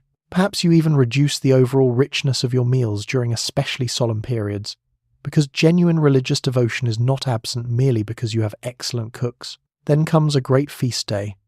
Everything changes again. Restrictions lift. Meat returns. The kitchen erupts into activity. The table fills. The same religious calendar that instructed restraint now encourages celebration. This is the rhythm of medieval life. Fast. Feast. Restrain yourself. Celebrate magnificently. Then restrain yourself again, because apparently spiritual discipline requires excellent diary management. You look down at your plate. The cook has produced a beautifully seasoned fish dish with an expensive sauce. Technically, you are fasting. The fish may have a different interpretation. 18. Giving things to the poor as charity, piety, reputation, and politics all at once. After dining well, it is appropriate to remember that Christian queenship expects generosity. And fortunately for your reputation, there are many people available to receive it. The poor are everywhere in medieval society. not hidden away in some separate category of life, but woven directly into the towns, villages, churches, roads, markets, and estates through which you travel. Widows struggle. The elderly may depend heavily upon family or charity. Sick people can lose their ability to work with alarming speed. Harvest failure pushes households toward hunger. War disrupts communities. A bad winter can turn people who are managing perfectly well in autumn into people standing outside a monastery gate asking for bread by February.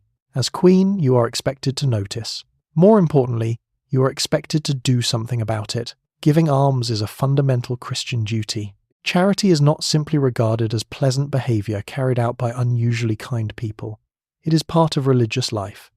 Supporting the poor, feeding the hungry, helping religious institutions, and giving to those in need are actions connected directly to salvation, penance, mercy, and the proper use of wealth. You possess an enormous amount of wealth. This creates expectations.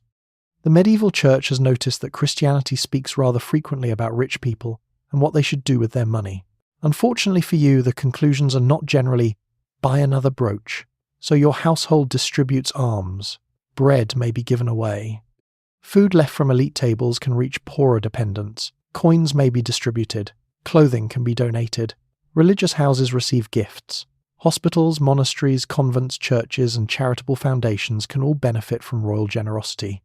You may support individuals directly, particularly widows, clerics, pilgrims, or people connected to your household. And sometimes the giving is ceremonial. This matters because medieval charity is not necessarily private. You may distribute money publicly on a holy day. Food may be given at the castle gate. Gifts to a monastery may be recorded and remembered. Clerics pray for you and your family in return. Everyone involved understands what is happening. You are helping people. You are also demonstrating what kind of queen you are. These two motives are not contradictory. Modern people sometimes become suspicious whenever an act of charity also improves someone's reputation, as though generosity stops counting the moment another person notices. Medieval society is considerably less troubled by this. A good ruler should be seen doing good things. Visibility is part of the moral order. If you are wealthy because God has placed you in a powerful position, then using that wealth generously demonstrates that you understand the responsibility attached to it. It also helps enormously with public relations. Suppose your husband has recently imposed an unpopular demand, offended several nobles, quarrelled with a bishop, and produced enough political tension to make everyone in the hall suddenly interested in the floor. Then you arrive. You give money to the poor. You support a religious house. You ask mercy for somebody. You distribute food. You become the softer face of monarchy. This is useful, extremely useful. People may resent the king, while remembering that the queen helped a monastery they respect. A family may remain loyal because you supported them during hardship. A cleric may speak warmly of your generosity. A religious community may pray for your soul for generations because of land or income you granted them. Charity produces spiritual benefit. It also produces memory. And memory is political capital. There is another practical side to this. Religious houses are not merely places where monks and nuns spend the day chanting in atmospheric stone buildings. They can provide hospitality. They feed travellers. They care for the sick. They educate. They preserve documents. They maintain networks of communication. Supporting them strengthens institutions that perform useful social functions throughout the kingdom. So when you give land, money, or privileges to a monastery, you may genuinely believe you are supporting God's work. You are also forming a relationship with an organization containing educated people, property, influence, and excellent record-keeping. Again, medieval life enjoys allowing several motives to coexist peacefully. Your personal reputation grows through these acts. Stories circulate. The queen is merciful. The queen is devout. The queen remembers widows. The queen gives generously. These descriptions matter because your authority is not based solely on law. Much of it depends upon how people perceive you. A queen known for greed, arrogance, or cruelty becomes politically weaker. A queen known for charity and compassion acquires moral weight. And moral weight can later become political leverage when you ask the king to forgive someone. So you give, because you believe, because people are suffering, because God expects generosity, because queenship expects generosity, because generosity creates loyalty, and because medieval politics has discovered that one of the safest ways for a woman to become powerful is to look extremely charitable while doing it. A servant brings forward another basket of bread. People gather. You begin distributing it. Someone bows. Someone blesses you. Someone will remember this. You have given away food. You have helped the poor. You have strengthened your reputation. You have served God. And somehow, without anyone officially calling it politics, you have done politics again. 19. Your marriage is a diplomatic treaty that occasionally requires conversation. Let's finally address the king. Because sooner or later, you're going to have to spend some time with the man everyone negotiated for you to marry. This relationship may contain affection. It may even contain love. What it almost certainly did not begin with was the two of you meeting at a pleasant dinner, discovering a shared interest in music, and deciding to see where things went. Royal marriage around the year 1200 is a political instrument. Your family wants something. His family wants something. Territory may be involved. Peace may be involved. Inheritance claims may be involved. Several men with seals and parchment have probably spent more time discussing your marriage before it happens than you spend speaking privately with your future husband. This is romance with administrative support. You may be very young when negotiations begin. Royal children can be promised in marriage years before they are old enough to understand what the arrangement means. Plans change, engagements collapse, alliances shift, and occasionally one prospective marriage is abandoned because a more useful one appears. You are a daughter. You are also diplomatic inventory. This sounds cold, because it is cold, but it does not mean medieval royal marriages are emotionally empty. Once married, you and the king share years of travel, ceremonies, political crises, pregnancies, family disputes, deaths, celebrations, and the exhausting daily business of monarchy. Affection can grow inside an arranged marriage. So can resentment. History has generously preserved examples of both. In the year 1200, the English king is John, and his recent marriage to Isabella of Angoulême demonstrates exactly how political royal marriage can become. Isabella's family connections matter enormously in the contested world of southwestern France, and the circumstances surrounding the marriage help create hostility with the Lusignan family, contributing to the wider political disaster that follows. So your wedding may have flowers. It may also destabilize several counties. Congratulations. Once the marriage begins, the relationship becomes part private partnership and part public institution. People watch how the king treats you. They watch whether he gives you lands. They watch whether you travel together. They watch whose relatives receive favor. They watch whether you have children. They particularly watch whether you have sons. If you and the king quarrel, people notice. If you appear unusually close, people notice. If you spend long periods apart, people notice and develop theories immediately. Nobody at court has streaming entertainment. Your marriage is content. Yet you do have moments together away from the great hall. You may dine more privately, travel together, speak in a chamber, attend worship, discuss children, discuss relatives, discuss the latest nobleman who has decided that obedience to the crown is more of a philosophical suggestion. And this is where your political influence can become personal. You know the king in ways most petitioners never will. You may understand his moods, his fears, his grudges, the subjects that interest him, the subjects best introduced only after food, the names that should not be mentioned when he has just received bad news.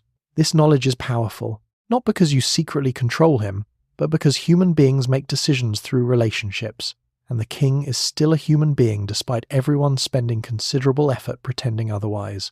Your marriage therefore gives you access no formal office can fully reproduce. It also gives the king access to your connections.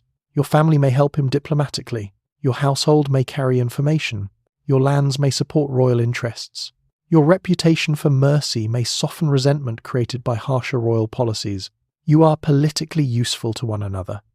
This is not particularly romantic. It is, however, very married. There are limits to what you can safely do. If you challenge the king publicly, you risk humiliating him. If you support his enemies too openly, suspicion follows. If your relatives become too influential, resentment grows. If the marriage itself deteriorates badly, your position can become extremely vulnerable because so much of your power still flows through your status as wife and queen. So you learn the balance. Speak privately. Advise carefully. Choose moments. Support when support is wise. Intervene when intervention may actually work.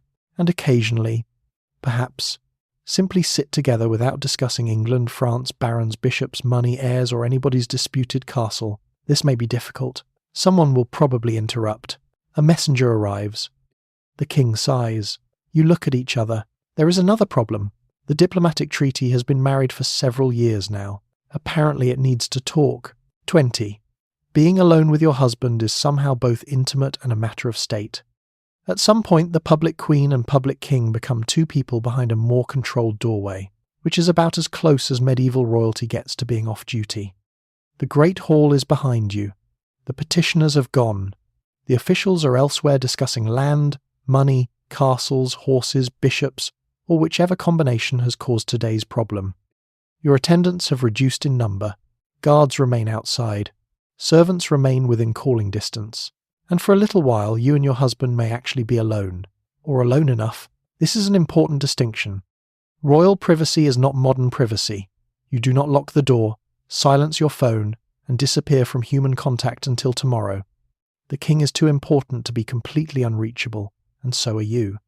Chamber servants remain close. Guards protect the entrance. Someone can be summoned immediately if needed. But within that protected space, something changes. The performance relaxes. Perhaps. Your husband removes some of the public ceremony surrounding kingship. You are no longer sitting beside one another while 50 people measure every expression for political meaning. You can speak more directly. You may discuss children, your relatives, his relatives, which is often worse. You may talk about an upcoming journey, a difficult nobleman, a religious foundation you wish to support, or a member of your household who needs advancement. You may also talk about completely ordinary things. A horse, a meal, a joke someone made, a person you both find irritating. Medieval kings and queens are still people beneath all the ceremony, and even political marriages can develop habits, private humour, affection, irritation, tenderness, and the quiet familiarity produced by sharing years of difficult experiences. But there is a problem. Almost anything you say may matter. Suppose the king mentions that he distrusts a particular baron. That is not merely your husband complaining about somebody from work. It may affect land, alliances, appointments, imprisonment, military support, and the loyalties of several families. Suppose you mention that one of your relatives deserves a position. That is not simply helping a cousin. It is patronage. Suppose you ask him to forgive someone. That is not merely being kind. It may alter the political balance of an entire region. Your private conversations can produce public consequences remarkably quickly. This is why people care so much about who has access to the royal chamber. They may never hear what you say. They know that you said something. That is enough. If a nobleman sees you entering the king's chamber after his rival has requested your help, he begins worrying before you have even spoken. If one of your relatives receives a grant shortly after spending time with you, people draw conclusions. Sometimes correctly, sometimes with the creativity available only to people who have no reliable information and several hours before supper. Then there is the most intimate political matter of all, the royal bed. Your marriage is expected to produce legitimate children, ideally sons, and this means that something intensely private becomes a matter of national concern. Nobody is physically standing beside the bed taking notes, thankfully, but everyone knows why the marriage exists. If months pass without pregnancy, people notice. If you become pregnant, the court knows. If you produce a son, the kingdom celebrates. The privacy of your marriage therefore stops at the exact point where succession begins. Even where you sleep can matter. Kings and queens may maintain separate chambers while sharing a bed at times according to circumstance, custom, health, travel, and the needs of the marriage. Separate space does not necessarily indicate marital trouble. Unfortunately, nobody outside the chamber will resist interpreting it. If you spend several nights apart because the king is working late, someone may decide the marriage is failing. If you are frequently together, somebody else may decide you are influencing him too strongly. There is no correct amount of marital privacy. The court will review your performance either way. Still, these quieter hours may be among the few moments when the crown feels slightly lighter. You can speak without projecting your voice. You can sit without an entire hall watching where you sit. You can look at the man you married and briefly see husband rather than king. Then there is a knock. A messenger has arrived. Something has happened. Of course it has. Your private evening lasted nearly 20 minutes. For medieval royalty, this is practically a holiday. 21. Everyone wants an heir. And somehow, This has become your performance review. This is where queenship becomes brutally personal, because sooner or later everyone stops admiring your jewels and begins wondering what is happening inside your uterus. You have married the king. The wedding has been blessed. The alliance has been announced. Your family has exchanged promises with his family. Now comes the part everyone has quietly considered one of the principal purposes of the entire arrangement. Children, preferably healthy children. More specifically, preferably at least one healthy son who survives long enough to inherit. No pressure. A medieval dynasty depends upon legitimate succession. If the king dies with an accepted male heir, everyone knows, at least theoretically, who should take his place. If he dies without one, the situation becomes considerably more creative. Brothers appear. Cousins remember claims. Noble families begin examining genealogies with suspicious enthusiasm. Old promises become important. Forgotten marriages suddenly matter. Men who previously seemed perfectly content with their estates discover that destiny has personally contacted them. England has already experienced what uncertain succession can do. The Civil War remembered as the anarchy, following the death of Henry I without a surviving legitimate son, had torn the kingdom apart only a few generations before your imagined life around the year 1200. Nobody at court considers succession an abstract concern. They remember. So your pregnancies matter. A great deal. The cruel part is that responsibility falls disproportionately upon you, despite medieval people having no meaningful way of determining why a particular marriage does or does not produce children. If months pass without a pregnancy, attention turns toward the queen. Perhaps more prayers are needed. Perhaps a pilgrimage. Perhaps a saint should be invoked. Perhaps some dietary advice appears from someone whose medical qualifications consist mainly of having opinions and access to herbs. Everyone would like to help. This is rarely comforting. And detecting pregnancy itself is not as straightforward as taking a modern test and staring nervously at a plastic window for 3 minutes. The first clues are bodily changes. Missed bleeding, nausea, changes in appetite, fatigue. The suspicions of experienced women around you. Your ladies and female attendants may have considerable practical knowledge of pregnancy and childbirth, simply because they have lived in a world where these experiences are common and closely observed. Eventually, the signs become difficult to misinterpret. Then the atmosphere changes. You are no longer merely the queen. You are potentially carrying the future king. People pray for you. Your household watches your health. Travel may be reconsidered as pregnancy advances. Religious devotions can intensify. Advice arrives from every direction. Eat this. Avoid that. Rest. Walk. Do not become frightened. Do not become angry. Trust God. Apparently pregnancy has been waiting 9 centuries for unsolicited advice to become even more efficient. And if the child is a son, the relief can be enormous. Bells may ring. Messages travel. Gifts appear. Religious houses give thanks. The king has an heir. You have fulfilled one of the central expectations of queenship. Your political standing may strengthen because you are now not merely wife to the current king, but mother to a possible future one. That relationship can matter for the rest of your life. But daughters matter too. A royal daughter is not a failed political asset. She can become enormously valuable through marriage, binding another dynasty to your own and creating alliances stretching across Europe. The medieval royal family is effectively building international relations through children. You look at a baby. Diplomats see 20 years ahead. Of course, producing a child is only the first hurdle. The child must survive. Infant and childhood mortality remain frighteningly high even in wealthy households. Royal status provides better food, warmer rooms, dedicated attendants, and access to the best care available. It does not provide antibiotics. A fever can still become terrifying. An infection can still win. A healthy infant can become dangerously ill in a matter of days. So you do not simply need a son. You need surviving children, preferably several, because medieval dynasties understand redundancy with grim clarity. Pregnancy may follow pregnancy. Each one carries risk. Each birth can endanger you. Each child becomes both deeply loved and politically important. That combination is difficult to separate. And through all of it, the court watches. Not necessarily cruelly. Many people around you genuinely hope you are healthy. They pray for you because they care. They rejoice when a child survives. They mourn when one does not. But beneath the affection sits the machinery of monarchy. The kingdom needs continuity. Your body has become part of state planning. So when someone asks gently whether you are feeling well, you learn to hear the question underneath the question. Are you pregnant? Will there be an heir? Is the dynasty secure? You smile. You answer politely. You continue your day. You are Queen of England, and somehow the entire kingdom has turned motherhood into your annual performance review.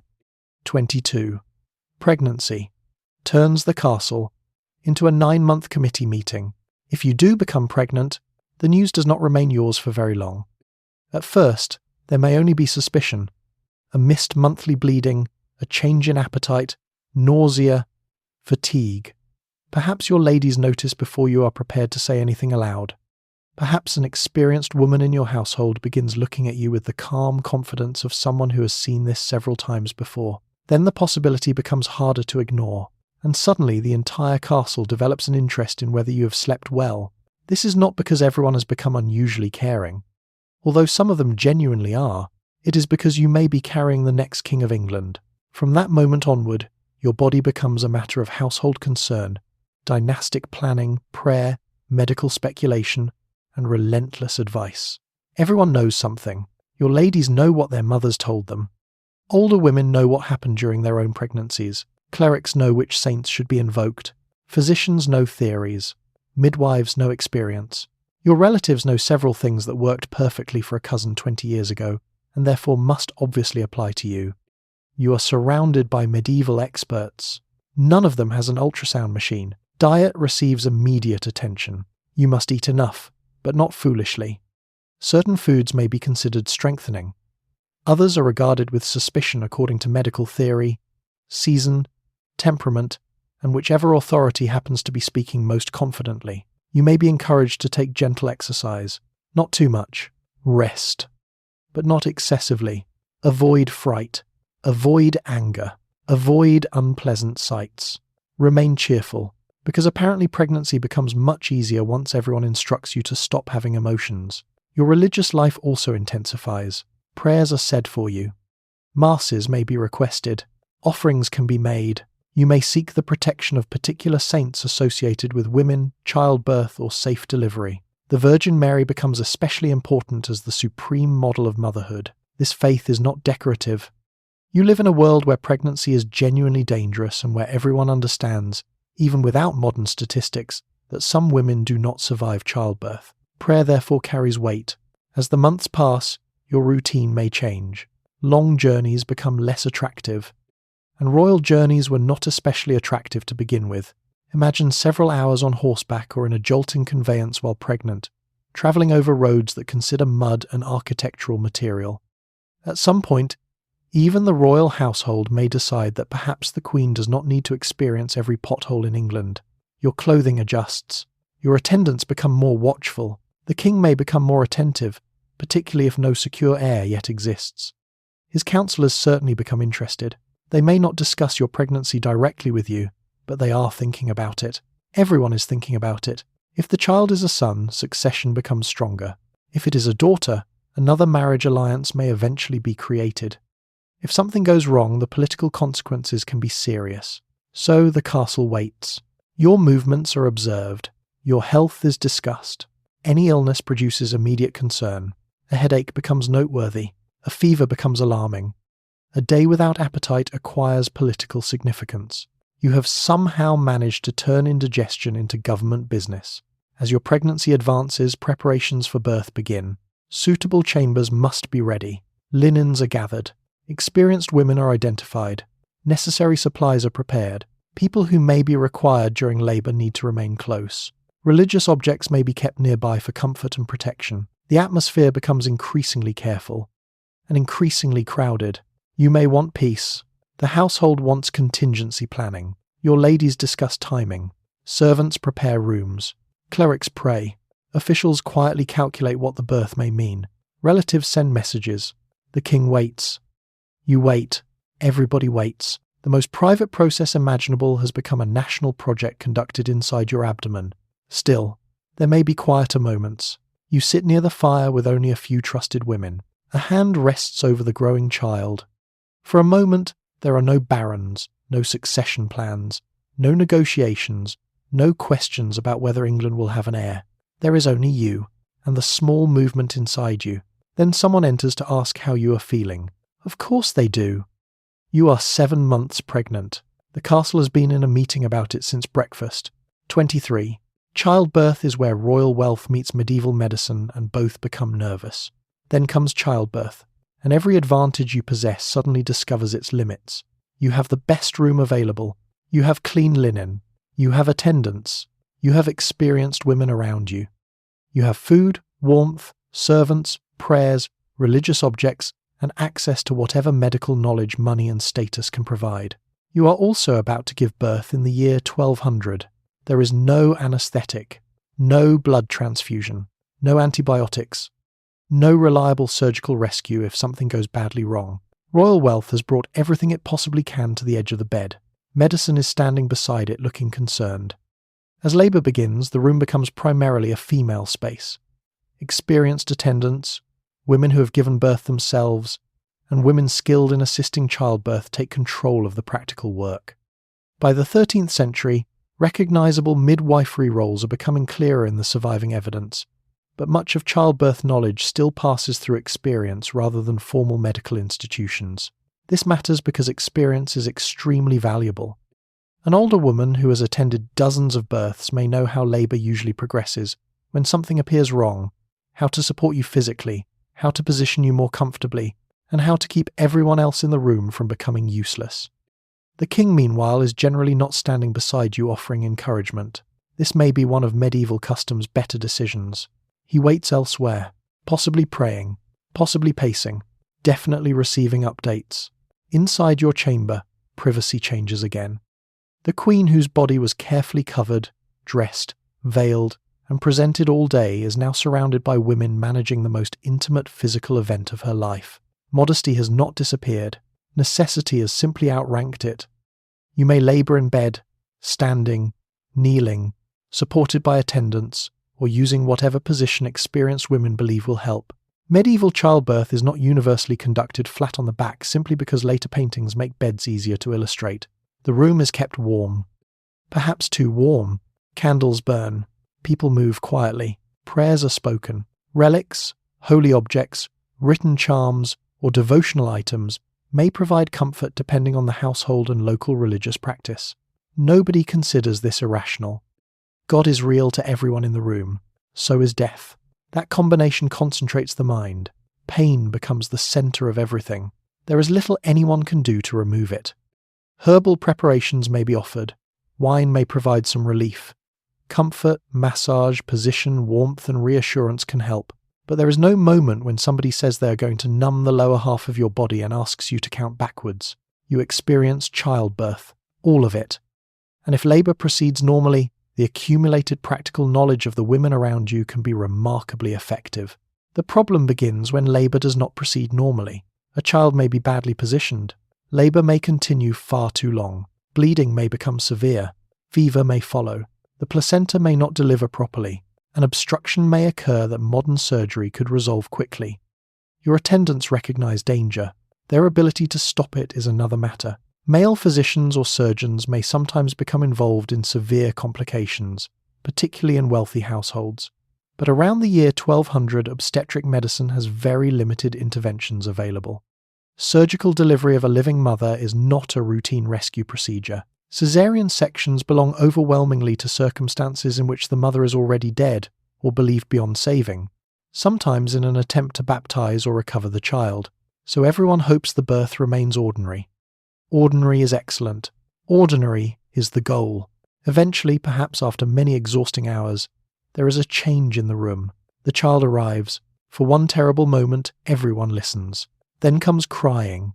The entire chamber releases a breath it did not realize it had been holding. The baby is examined. You are examined. And then someone asks the question that will travel through the castle within minutes. Boy or girl? If it is a son, the news explodes outward. The king is told. Messengers may eventually carry the announcement farther. Churches give thanks. Members of the household celebrate. The dynasty has an heir. Somewhere, several ambitious cousins quietly revise their plans. But you are not finished simply because the child is alive. The hours and days afterward remain dangerous. Heavy bleeding can still kill. Infection can still develop. Fever after childbirth is frightening, and nobody understands bacteria well enough to prevent it reliably. People wash because cleanliness is valued, but they do not possess germ theory. A perfectly successful birth can therefore become deadly several days later. This is why survival matters so deeply. When a queen rises again after childbirth, recovered enough to return gradually to public life, everyone understands something has been overcome. Not metaphorically, physically. You have survived an event that wealth could soften but never make safe. The bells may be ringing because a prince has been born. The court may already be celebrating the future. But for the women still gathered quietly around your bed, the greatest success is simpler. The baby is breathing, and so are you. 24. Your children belong to you, the king, the dynasty, and approximately everyone else. Suppose everything goes well. You survive the birth. The baby survives the birth. Everyone in the chamber exhales. And before you have had time to recover properly, the child has already become a political asset. This is the strange thing about being a royal mother. The baby lying beside you is genuinely your child. You may love them fiercely. You may worry about every cough, every fever, every restless night, and every servant who appears to be holding them at an angle you personally dislike. But the child is also something much larger. If it is a son, he may be the future king. If it is a daughter, she may one day become a queen somewhere else. Either way, diplomats have already become interested. You look at an infant wrapped in cloth. They see France, or Scotland, or Flanders, or whichever neighbouring power currently looks useful. This process begins absurdly early. Royal children can be discussed in marriage negotiations long before they are remotely capable of understanding marriage. A daughter may be promised to another ruler's son as part of an alliance. A prince may become connected to a foreign dynasty before he can reliably identify his own shoes. Nobody asks whether they have much in common. They are three. The relationship can develop later. For now, the important thing is that the families do. Your children also require households of their own as they grow. Nurses, attendants, servants, tutors, chaplains, and eventually officers may surround them. High-status children are not necessarily raised with their parents every hour of the day. They exist within a structured household world where care is delegated among trusted people. This can feel strange from a modern perspective, but it does not mean medieval parents are incapable of affection. Royal mothers grieve dead children. They worry about sick ones. They send gifts. They arrange care. They intervene in marriages and political futures. The emotional relationship is real. It simply exists inside a social system where children are also dynastic resources from birth, and the dangers are relentless. A royal nursery has better food, better clothing, warmer rooms, and more attentive care than almost any household in the kingdom.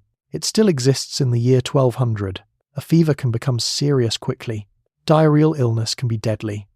Respiratory infections can overwhelm a young child. Accidents happen. Medicine remains limited. A healthy prince on Monday can become frighteningly ill by Thursday. This is why dynasties want more than one child. One son is excellent. 2 sons are safer. 3 begin creating different political problems later, but at least everyone can postpone those. The logic is bleak but practical. You do not merely need children. You need surviving children, and as they grow, the political consequences multiply. A son learns that he is important before he properly understands why. People bow to him. Servants obey him. Tutors instruct him in religion, manners, languages, riding, hunting, administration, and the qualities expected of aristocratic men. Eventually he may receive land, titles, or political responsibilities. A daughter learns a different but equally demanding role. She is trained in piety, household management, aristocratic behaviour, patronage, and the expectations attached to noble marriage. Then, at some point, she may leave. This may be one of the hardest parts. You raised her. You watched her survive childhood. You know the sound of her voice. Now she may be sent hundreds of miles away because an alliance requires it, possibly to a court where she knows very few people, possibly to marry a man she has barely met. You understand exactly what that feels like. You may have done the same thing yourself. So when negotiations begin, you are not necessarily passive. Queens can influence the marriages and futures of their children, particularly through kinship networks and personal diplomacy. You know which families are trustworthy. You know which courts are dangerous. You know which marriage looks magnificent on parchment and miserable in practice. Sometimes your advice matters. Sometimes politics wins. Royal motherhood is therefore a long exercise in loving people whom the state keeps treating as strategic resources. You celebrate birthdays. You pray through illnesses. You arrange households. You negotiate futures. You watch personalities emerge. One child is serious. Another is reckless. Another hates lessons. The future king may currently be refusing to eat something because he dislikes the texture. This is reassuringly human. Then a messenger arrives from another court. There is talk of marriage, of alliance, of lands, of peace. You look across the chamber at your child. To you, they are still your son or daughter. To everyone else, they are already foreign policy with a bedtime. 25. Your ladies are companions, servants, witnesses, and an extremely effective information network. A queen does not move through this world alone. And after a while, you may begin to wonder whether you ever do anything alone at all. Your ladies are there when you dress. They are nearby when you eat. They accompany you through corridors, chapels, gardens, halls, journeys, ceremonies, and long stretches of waiting while men somewhere else discuss matters they have decided are extremely urgent. Some of these women come from important noble families. Others hold more practical roles within your household. Their precise duties vary according to rank and circumstance, but together they form the female world immediately surrounding you. This matters enormously. You are living in a political environment where formal authority is overwhelmingly male. The king has barons, clerks, household officers, bishops, knights, and administrators around him. You have many of those connections too. But you also have the chamber, and the chamber knows things. One of your ladies has a brother serving a powerful lord. Another is married into a family with estates near an important frontier. Someone's uncle is a bishop. Someone else's cousin has recently returned from another court. A woman who appears to be quietly embroidering beside the fire may possess more useful political information than 3 men shouting in the great hall. Nobody has invented instant messaging. Aristocratic women have relatives. The result is surprisingly efficient. News arrives through conversation. A lady hears that a noble family is unhappy.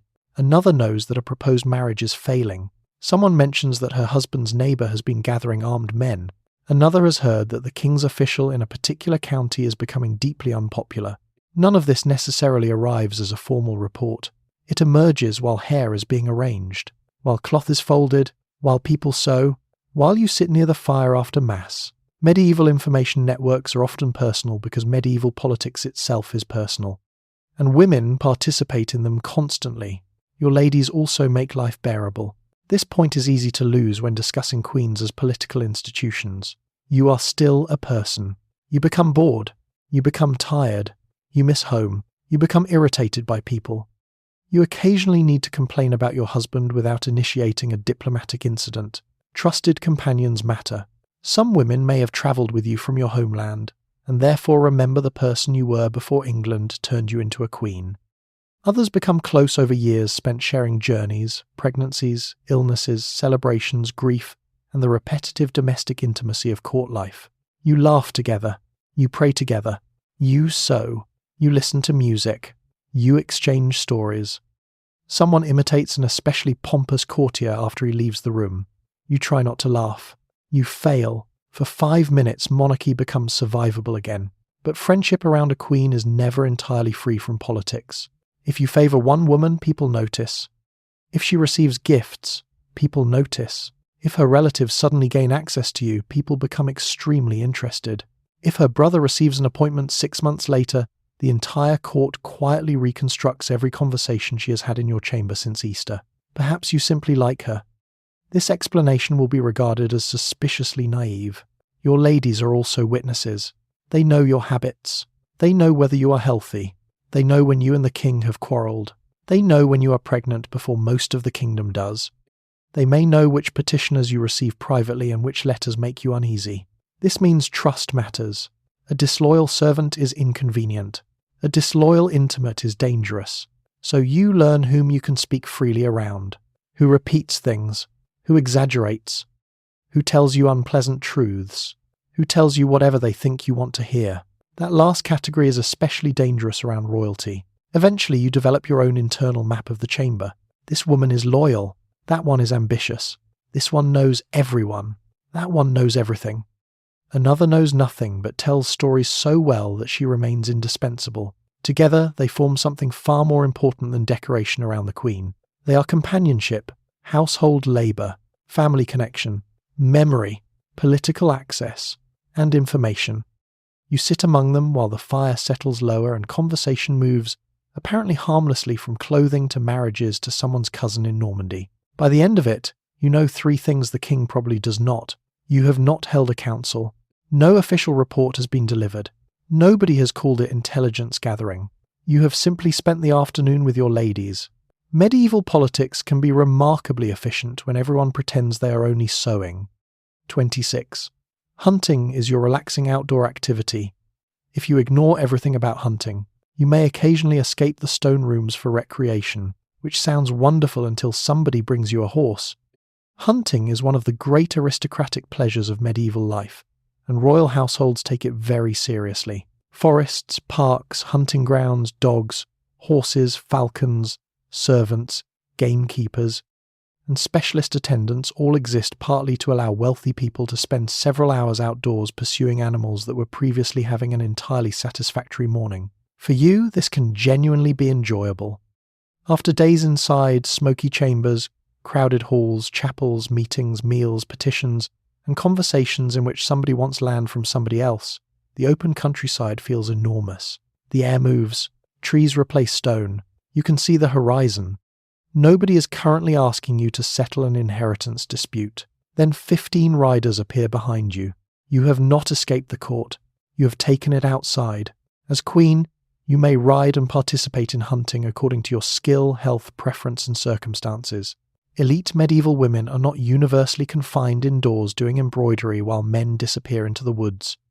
Noble women ride, hunt, and especially participate in hawking, an aristocratic pursuit deeply associated with status.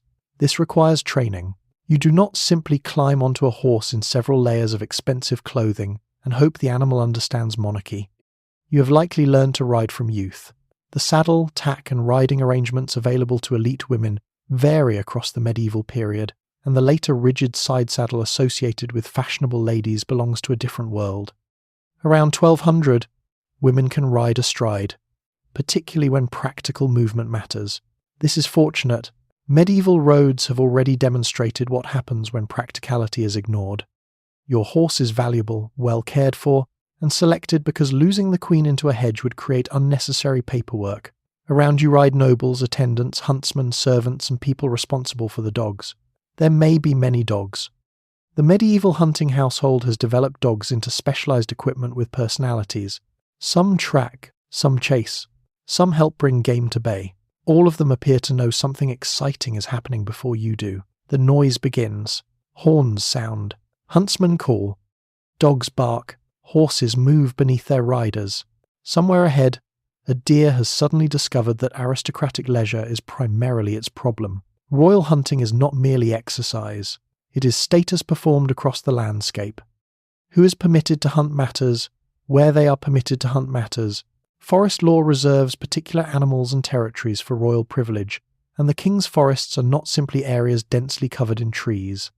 They are legally defined landscapes governed by special rules intended partly to protect game for royal use. A peasant looking at a deer sees meat. The crown looks at the same deer and sees protected recreational infrastructure. This difference can become expensive. For ordinary people, violating forest law may bring serious penalties. Taking royal game is not treated like casually acquiring dinner.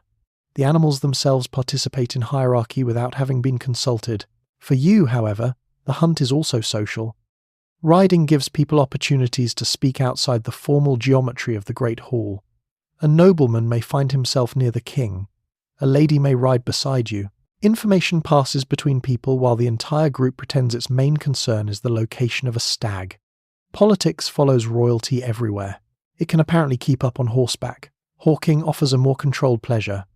A trained bird sits on a gloved hand, hooded or carefully handled by people who understand exactly how much time and skill has gone into producing this magnificent flying weapon. Falconry is expensive. Good birds are valuable. Training them requires specialists. Maintaining them requires food, equipment, patience, and a level of attention most modern people reserve for a difficult luxury car. Naturally, this makes falconry ideal for aristocrats. You ride across open ground. The bird is released. For a moment it climbs into the sky, becoming smaller against the pale light, and the entire noisy royal party looks upward. This may be one of the rare, genuinely peaceful moments of your day. No petition, no succession problem, no account book, just wind, horse, landscape, and a bird moving effortlessly overhead. Then everyone starts shouting because it has seen something. Eventually the expedition turns homeward. Your clothes smell faintly of horse and cold air. Your cheeks are red. Your attendants are tired. The dogs are delighted with themselves. Back at the castle, servants take the horses, equipment is carried away, and the political world closes around you again. You have spent several hours enjoying nature, accompanied by horses, servants, nobles, dogs, professional huntsmen, expensive birds, and the legal machinery of the English crown. Very restful. 27. Getting sick means everybody has a remedy, and none of them has read the NHS website. Eventually, because you are a human being living in the year 1200, you get sick. Perhaps it begins with a sore throat. Perhaps your stomach decides that yesterday's fish was more historically significant than anyone realized. Perhaps you develop a fever, a cough, a headache, aching joints, or the vague, exhausted feeling that in the modern world would make you cancel your plans and spend the afternoon searching your symptoms online until you have diagnosed yourself with 6 extremely rare diseases. There is no internet. This is probably good. Unfortunately, there is also no NHS. Instead, you have people. A great many people. Your ladies have remedies. The castle's older servants have remedies. A nearby monastery has remedies. A physician may have remedies. Your chaplain has prayers. Somebody's aunt apparently knows an excellent preparation involving honey, herbs, and something nobody can identify with complete confidence. Because you are queen, all of these people may become interested at once. The first task is working out what is wrong with you according to medieval medical theory. Learned medicine around the year 1200 is heavily influenced by ancient Greek and Roman authorities, particularly Hippocrates and Galen, whose ideas have travelled through centuries of copying, commentary, translation, and Islamic scholarship before reaching the learned medical world of Western Europe. Central to much of this medicine is the theory of the 4 humours: blood, phlegm, yellow bile, black bile. Good health depends upon these substances remaining in proper balance, which sounds reassuring until someone decides you have too much blood. Your illness may be interpreted according to whether you are too hot, too cold, too dry, or too moist. Your age, season, diet, behaviour, and general constitution all matter. The physician may examine your pulse. He may ask about symptoms. He may inspect your urine. This last practice becomes especially important in medieval learned medicine. Your urine can be collected in a clear vessel and examined for colour, clarity, sediment, and other characteristics believed to reveal the internal condition of your body. You are Queen of England. A highly educated man is holding your urine toward the light. Royal dignity has limits. Treatment depends on the diagnosis. Diet may be adjusted. Rest may be prescribed. Herbal preparations can be given. Honey, wine, plants, oils, poultices, baths, and carefully prepared medicines all belong to the practical medical world around you. Many herbs genuinely contain useful compounds, even if medieval practitioners do not understand their chemistry. Other treatments are considerably less encouraging. Bloodletting is common.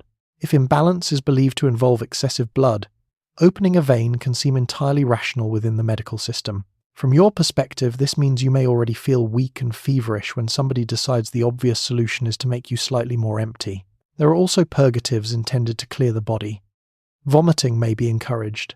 The bowels may be persuaded into enthusiastic participation. Medieval medicine has a deep confidence that when the body is behaving badly, removing something from it is often worth trying. You begin missing the honey. Not all care comes from formally educated physicians. In your household, women possess generations of practical knowledge about illness, childbirth, wounds, food, herbs, and everyday care. Monasteries may maintain infirmaries and medicinal gardens. Clerics preserve medical texts. Apothecary-like specialists prepare substances and drugs, while surgeons handle more practical interventions such as wounds, abscesses, fractures, and other problems requiring hands rather than Latin quotations. The boundaries are less tidy than a modern hospital department.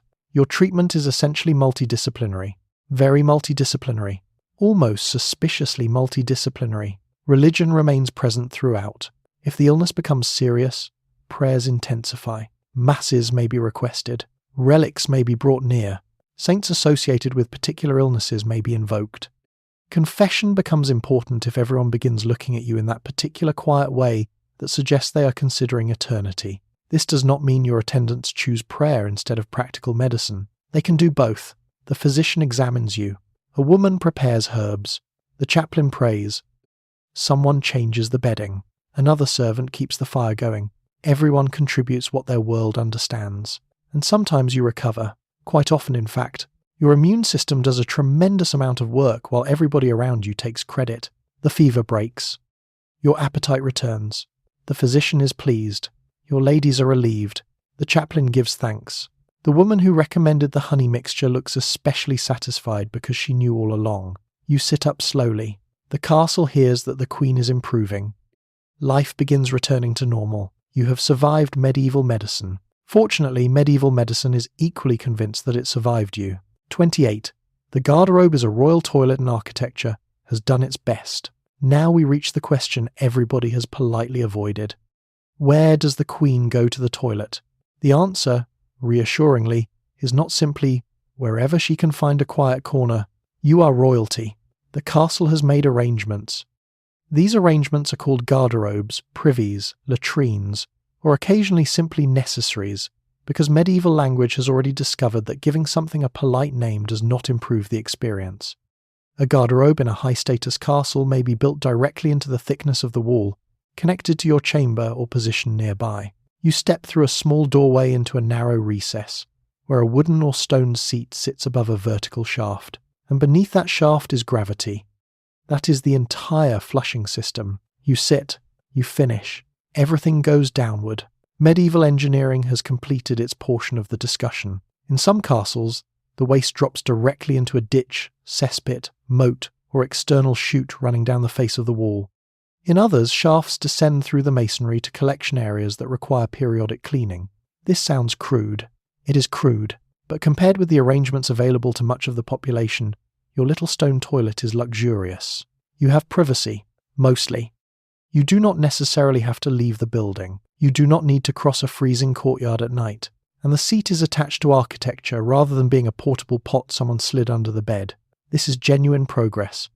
The word garderobe is also associated with rooms used for storing clothing, and one traditional explanation suggests that clothes were hung near latrine shafts because the smell discouraged moths and other pests. Whether everyone found this arrangement equally persuasive is difficult to know. Personally, you may feel that clothes smelling slightly less attractive to moths has been achieved at considerable cost. Still, medieval people are practical. They live close to smells you would now regard as emergency maintenance issues. Your castle contains horses, kitchens, fires, dogs, damp cloth, crowded rooms, stored food, smoke, refuse, and hundreds of human bodies. The garderobe is simply another contributor. And it does contribute. Especially in summer. Cold weather makes castle life miserable in many ways, but it does at least persuade certain biological processes to slow down. Summer removes this courtesy. If a waste shaft is poorly ventilated or a cesspit is becoming full, the smell can travel upward with impressive determination. Wall hangings cannot defeat it. Incense cannot defeat it. Opening a window may merely introduce a competing smell from the courtyard. You are surrounded by medieval air quality choices. Cleaning the system is somebody else's job. This, once again, is the central principle of royal comfort. Servants deal with chamber pots. Workers clear cesspits. Waste has to be removed, transported, or allowed to drain away according to the design of the castle. The Queen experiences the finished service. Other people experience the infrastructure. Nighttime creates another problem. Perhaps your garderobe is attached closely enough to your chamber that you can reach it. Perhaps it is not. Perhaps the passage is cold. Perhaps the floor is darker than you would like. Perhaps there are several stairs between you and architectural sanitation. At that point, a chamber pot becomes extremely attractive. A ceramic or metal vessel can remain near the bed and be used without requiring a midnight expedition through a stone building lit by flame. This is convenient for you. It is less convenient for the servant who removes it in the morning. Again, every royal convenience has a supporting role. You may also have attendants nearby because even using the toilet does not completely release you from the problem of being queen. Clothing is complicated. Long garments require managing. Layers need lifting. Belts, mantles, and fabrics suddenly become architectural obstacles. A trusted servant or lady may assist when necessary. Modern privacy has left the building. Medieval practicality has entered. Washing afterward is possible, though obviously there is no sink beside you waiting with warm running water and decorative soap. Water must be brought. Cloths must be provided. Everything requires preparation. By now you have learned the pattern. Nothing in the castle happens automatically. Not heat, not bathing, not food, not light, and certainly not sanitation. Still, you have a private garderobe. That is status. Outside these walls, countless people use pits, communal privies, chamber pots, barns, yards, or whatever arrangement their home and circumstances permit. You sit inside a fortress with your own dedicated opening in the masonry. It is not glamorous. But medieval luxury often consists of being able to do an ordinary human thing without walking outside first. You finish. You adjust several layers of clothing. The door closes behind you. Somewhere beneath the castle wall, gravity continues its work. Architecture has done everything it can. Everyone else is now on their own. 29. The castle smells of smoke, food, horses, damp cloth, wax, and other people. By late afternoon, you have probably stopped noticing the smell, which is fortunate, because the smell has absolutely no intention of stopping. A medieval castle does not have one particular scent. It has layers. Smoke sits over everything first. Fires burn constantly in kitchens, halls, chambers, workshops, and service spaces. Wood smoke clings to cloth, hair, walls, rafters, tapestries, bedding, and probably your soul after a sufficiently long winter. Chimneys and fireplaces help draw smoke outward, especially in better chambers, but no system is perfect. Open hearths and imperfect ventilation still allow smoke to wander where it likes. Your hair smells faintly of it. Your clothes smell faintly of it. The wall hanging behind you probably smells of it more strongly than either. Then there is food. The kitchen has been roasting meat, boiling pots, baking bread, preparing fish, heating sauces, rendering fat, and producing enough steam to suggest that someone downstairs is attempting to cook the building. The good smells travel, so do the other ones. Fresh bread is excellent. Roasting meat is excellent. Fish that has been sitting nearby while someone decides what to do with it contributes a more complicated opinion. Add onions, herbs, grease, spilled ale, cheese, stored grain, salted meat, and whatever has recently been scraped from a chopping surface, and the kitchen possesses an atmosphere you can almost chew. Then the courtyard adds horses. A royal household moves because horses move it. They carry you. They carry the king. They carry messengers. They pull carts. They transport baggage. They occupy stables. And they produce, with extraordinary consistency, the unavoidable evidence that they have eaten. The smell of horse manure is not an occasional rural surprise. It is infrastructure. Hay, leather, sweat, dung, wet saddles, and stable straw, all mixed together into a fragrance that modern candle companies have inexplicably chosen not to reproduce. Dogs contribute too. Hunting dogs, guard dogs, companion dogs, dogs that have been outside in rain and have now returned indoors with the tremendous confidence of animals who have never once questioned whether everyone else wants them near the fire. You smell damp fur. The dogs are comfortable. This appears to be the priority. Then comes the castle itself. Stone holds damp. Rain gets into courtyards. Mud travels indoors on boots. Clothing gets wet and dries slowly. Wool absorbs moisture beautifully and then reminds you about it for several hours. Rushes or other floor coverings gather dust and fragments of daily life. Servants clean constantly. But there is only so much one household can do against several hundred people moving through a stone building while England continues producing weather. Your chamber is better. Of course it is. You have expensive hangings, cleaner floors, better bedding. Scented herbs may be used. Beeswax candles burn with a cleaner, more pleasant smell than cheaper tallow alternatives, and royalty can afford the good candles. This is one of the quieter benefits of wealth. Your light smells expensive. Elsewhere, tallow candles made from rendered animal fat can produce smoke and a distinctly greasy smell as they burn. Beeswax is brighter, cleaner, and far more luxurious. You are queen. Your candle does not smell like dinner. Still, even your rooms contain people. A lot of people. Human beings sweat. They breathe. They wear layers of wool. They spend hours near fires. They ride horses. They do not have antiperspirant. Perfumes, scented waters, herbs, clean linen, washing and grooming all help, but they do not create the sterile personal bubble modern life has taught you to expect. At a crowded meal, the hall becomes warmer as bodies fill it. At court gatherings, fabrics trap heat. After riding, people smell like riding. After hunting, they smell like hunting. After a long journey, everyone smells like they have spent a long journey on horseback because that is precisely what happened. And then there are the garderobes. We have discussed those. They continue existing. Waste shafts, cesspits, chamber pots, refuse, kitchen scraps, and drainage all contribute to the background environment. Nobody thinks the castle smells wonderfully fresh. They simply experience the smells as normal. That is the important difference. Your nose adapts. After weeks inside this world, smoke becomes ordinary. Horse becomes ordinary. Wax becomes ordinary. Damp wool becomes ordinary. You begin noticing only changes. Something burning where it should not. Food beginning to spoil. A drain becoming troublesome. A stable that urgently requires attention. The baseline disappears into familiarity. This is why people from different environments often notice one another's smells more sharply than their own. To you, the castle smells like home. To a visitor arriving after days in the open countryside, it may hit all at once. Smoke, food, animals, people, stone, wax, damp. A complete royal household condensed into one enormous breath. You walk through the hall without reacting. Of course you do. You have lived here for months. The fire crackles. Dogs sleep nearby. Somebody carries a platter past you. A horse calls from the courtyard. The air is warm, smoky, crowded, and deeply medieval. You no longer notice the smell, which is probably the only way anyone ever survived it. 30. War is never far away because your house has battlements for a reason. There is another sound a queen cannot completely ignore. The sound of armed men preparing for trouble. Most days the castle is a household. People cook. Servants carry water. Clerks argue over accounts. Dogs sleep near fires. Children are taught lessons.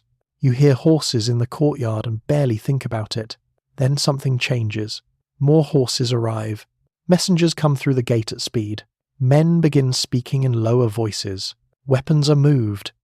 Guards appear where yesterday there were only servants.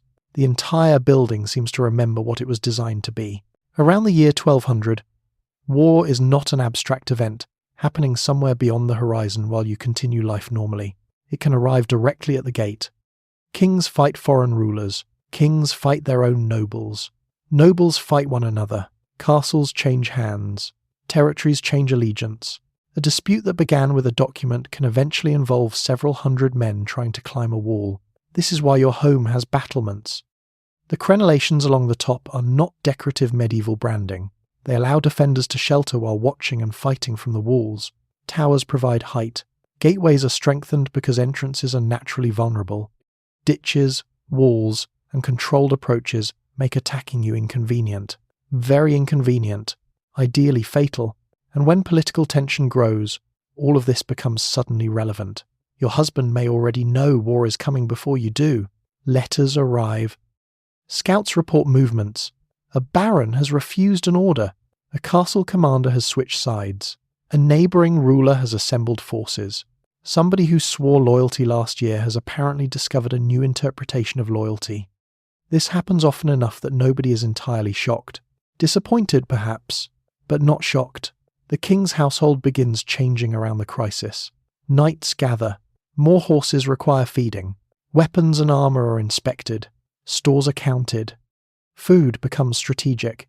A castle preparing for possible siege needs grain, salted meat, ale, water, fuel, arrows, and enough supplies to survive while an enemy outside attempts to make waiting unpleasant.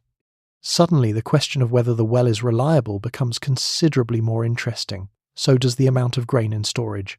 So does every gate hinge. You may be moved. This is one of the realities of queenship during conflict. Your position makes you valuable. That also makes you vulnerable. An enemy who captures the queen has acquired leverage against the king. If your children are with you, the stakes become even higher. A royal heir is not merely a child during wartime. He is potentially the future monarchy in a small cloak. So decisions are made. Stay here. Move there. Send the children ahead. Travel under escort. Remain inside a stronger castle. Your personal preferences are considered. Possibly. Security is considered more. You may also become politically useful during conflict. Messages can pass through your networks. You may encourage reconciliation. You may write to relatives. You may intercede with your husband. If the dispute involves people connected to your own family, your position becomes even more complicated. You are expected to support the king. You may also understand the grievances of the people opposing him. This is where peacemaking stops sounding graceful and begins feeling dangerous. There is always the possibility that diplomacy fails. Then war becomes physical. A siege is one of the worst versions. Outside the walls, attackers may construct engines, dig, shoot arrows, blockade supplies, or attempt to damage the fortifications. Inside, everyone waits. That is the part people forget. Sieges involve a great deal of waiting. Waiting for food to run low. Waiting for help. Waiting for someone to surrender. Waiting while men on both sides try to make the other group more miserable than they are. For you, daily life contracts. Movement becomes restricted. Meals may become simpler. News becomes precious. Every shout from the wall gets attention. Every messenger matters. The comfortable castle you knew becomes crowded, tense, and intensely functional. The Great Hall is no longer mainly social theatre. It may fill with soldiers. Storerooms become more important than tapestries. The courtyard becomes a military workspace. And the battlements you barely noticed last month now determine whether you sleep safely tonight. Eventually, perhaps, the danger passes. The army moves away. A treaty is made. Someone surrenders. Someone changes sides again. The gates open. Normal life begins creeping back into the castle. Servants return to ordinary routines. The kitchens resume worrying about dinner rather than siege provisions. Your ladies begin talking about marriages again. The dogs reclaim the warmest places by the fire. You almost relax. Then another messenger arrives. Of course he does. You live in a fortress. The architecture has been trying to warn you the entire time. 31. Evening arrives, with supper, prayer, candles, music, and absolutely no electricity. Eventually the light begins to fade. Supper becomes the next important event, because medieval evenings are governed by one unavoidable fact. The sun is leaving. There is no switch, no electric lamp, no glowing screen. No cheerful little bulb in the corridor that comes on automatically, because the castle has detected movement. Once daylight begins disappearing from the windows, the household has two options: produce flame, or accept darkness. Fortunately, you are the queen, so the castle produces quite a lot of flame. Candles appear, lamps are lit, fires are built up, servants move through chambers, tending illumination before rooms become too dark to work in safely. Beeswax candles are expensive and burn more cleanly than tallow, which makes them particularly suitable for wealthy households, chapels, and important spaces. You can afford beeswax. This is another understated privilege of monarchy. Your evening light smells better. Still, candles do not illuminate a room the way electricity does. They create pools. A face is bright near the flame and disappears into shadows several feet away. Wall hangings become darker. Corners become mysterious. Doorways turn black until somebody carrying another candle walks through them. The castle changes character after sunset. During the day, it is cold stone. At night, it becomes cold stone with dramatic lighting. Before the household settles completely, there is supper. This may be lighter than the principal meal earlier in the day, depending on household routine, season, fasting obligations, travel, and whatever the kitchen still possesses after feeding several hundred people. Bread appears. Cheese, perhaps meat or fish, pottage or another warm dish, ale or wine. Leftovers can be reused sensibly because no medieval cook is throwing away perfectly serviceable food simply because it has failed to photograph attractively. You eat. The room relaxes slightly. This is not the great formal performance of the main meal, though rank still exists because rank never goes to bed before you do. Conversation becomes easier. People exchange news. Someone recounts something amusing from the day's hunt. A visitor tells a story from another court.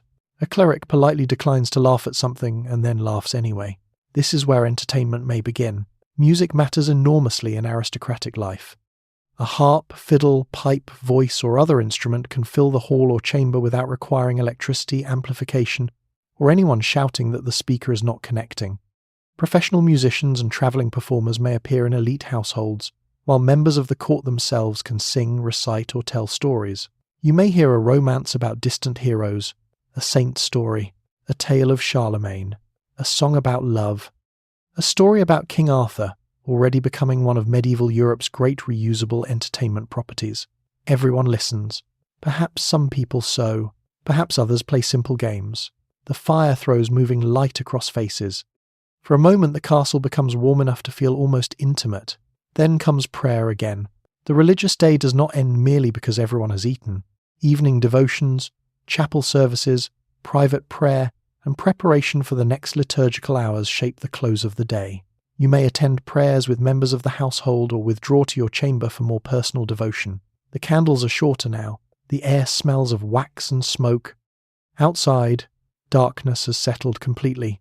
This is another feature of medieval night that modern life almost removes from memory. Darkness is genuinely dark. Beyond the firelight, the countryside disappears. There are no street lamps marking roads. No orange glow from a town miles away. No headlights. No illuminated windows stretching across the horizon. Just occasional points of flame. A watchman's torch. A cottage hearth. Perhaps moonlight. And enormous quantities of black sky. The castle gates are secured. Guards settle into night watches. Servants begin reducing activity. Kitchen fires are managed. Tables are cleared. Animals quieten. The household slowly contracts from hundreds of moving people into pockets of sleeping bodies, and a smaller number of people whose job unfortunately includes remaining awake. You return toward your chamber. An attendant carries a candle ahead. Without it, the stone passage is nearly black. Stairs become especially interesting. One misstep and the Queen of England can be defeated by architecture after surviving childbirth and baronial politics. You proceed carefully. Eventually your chamber door closes. The fire has been prepared. Bedding waits. Your jewellery begins coming off. The castle outside grows quieter. No electricity hums. No clock glows beside the bed. No notification arrives. For perhaps the first time all day, nothing is demanding your attention immediately. Only firelight. Only candlelight. Only darkness beyond the walls. Medieval evenings are inconvenient. They are smoky. They are dim. And once the sun has gone down, even a queen eventually has to accept that the day is over. 32. You go to bed knowing tomorrow you must be wife, mother, patron, diplomat, symbol, and human being again. And finally, you return to the chamber where the day began. And for the first time since morning, the castle seems to be releasing you. Not completely. Nothing involving medieval queenship is ever completely anything. But the great hall has quietened. The chapel is dark except for carefully tended lights. The kitchens are finishing their last work. Most petitioners have accepted that even royal influence occasionally needs to sleep. Guards remain awake because walls do not defend themselves, but the enormous household surrounding you is slowly folding inward for the night. Your attendants close the chamber door. Then they begin taking the queen apart. The jewellery comes off first. Rings are removed. Brooches are unfastened. Precious pieces disappear into chests or boxes under trusted supervision because leaving a collection of gold and gemstones casually beside the bed would be an unusually generous approach to household management. The mantle comes away, then the outer gown, the belt, the veil. Pins are removed from your hair one by one. After spending the entire day wrapped in expensive evidence of rank, there is something almost strange about becoming physically ordinary again.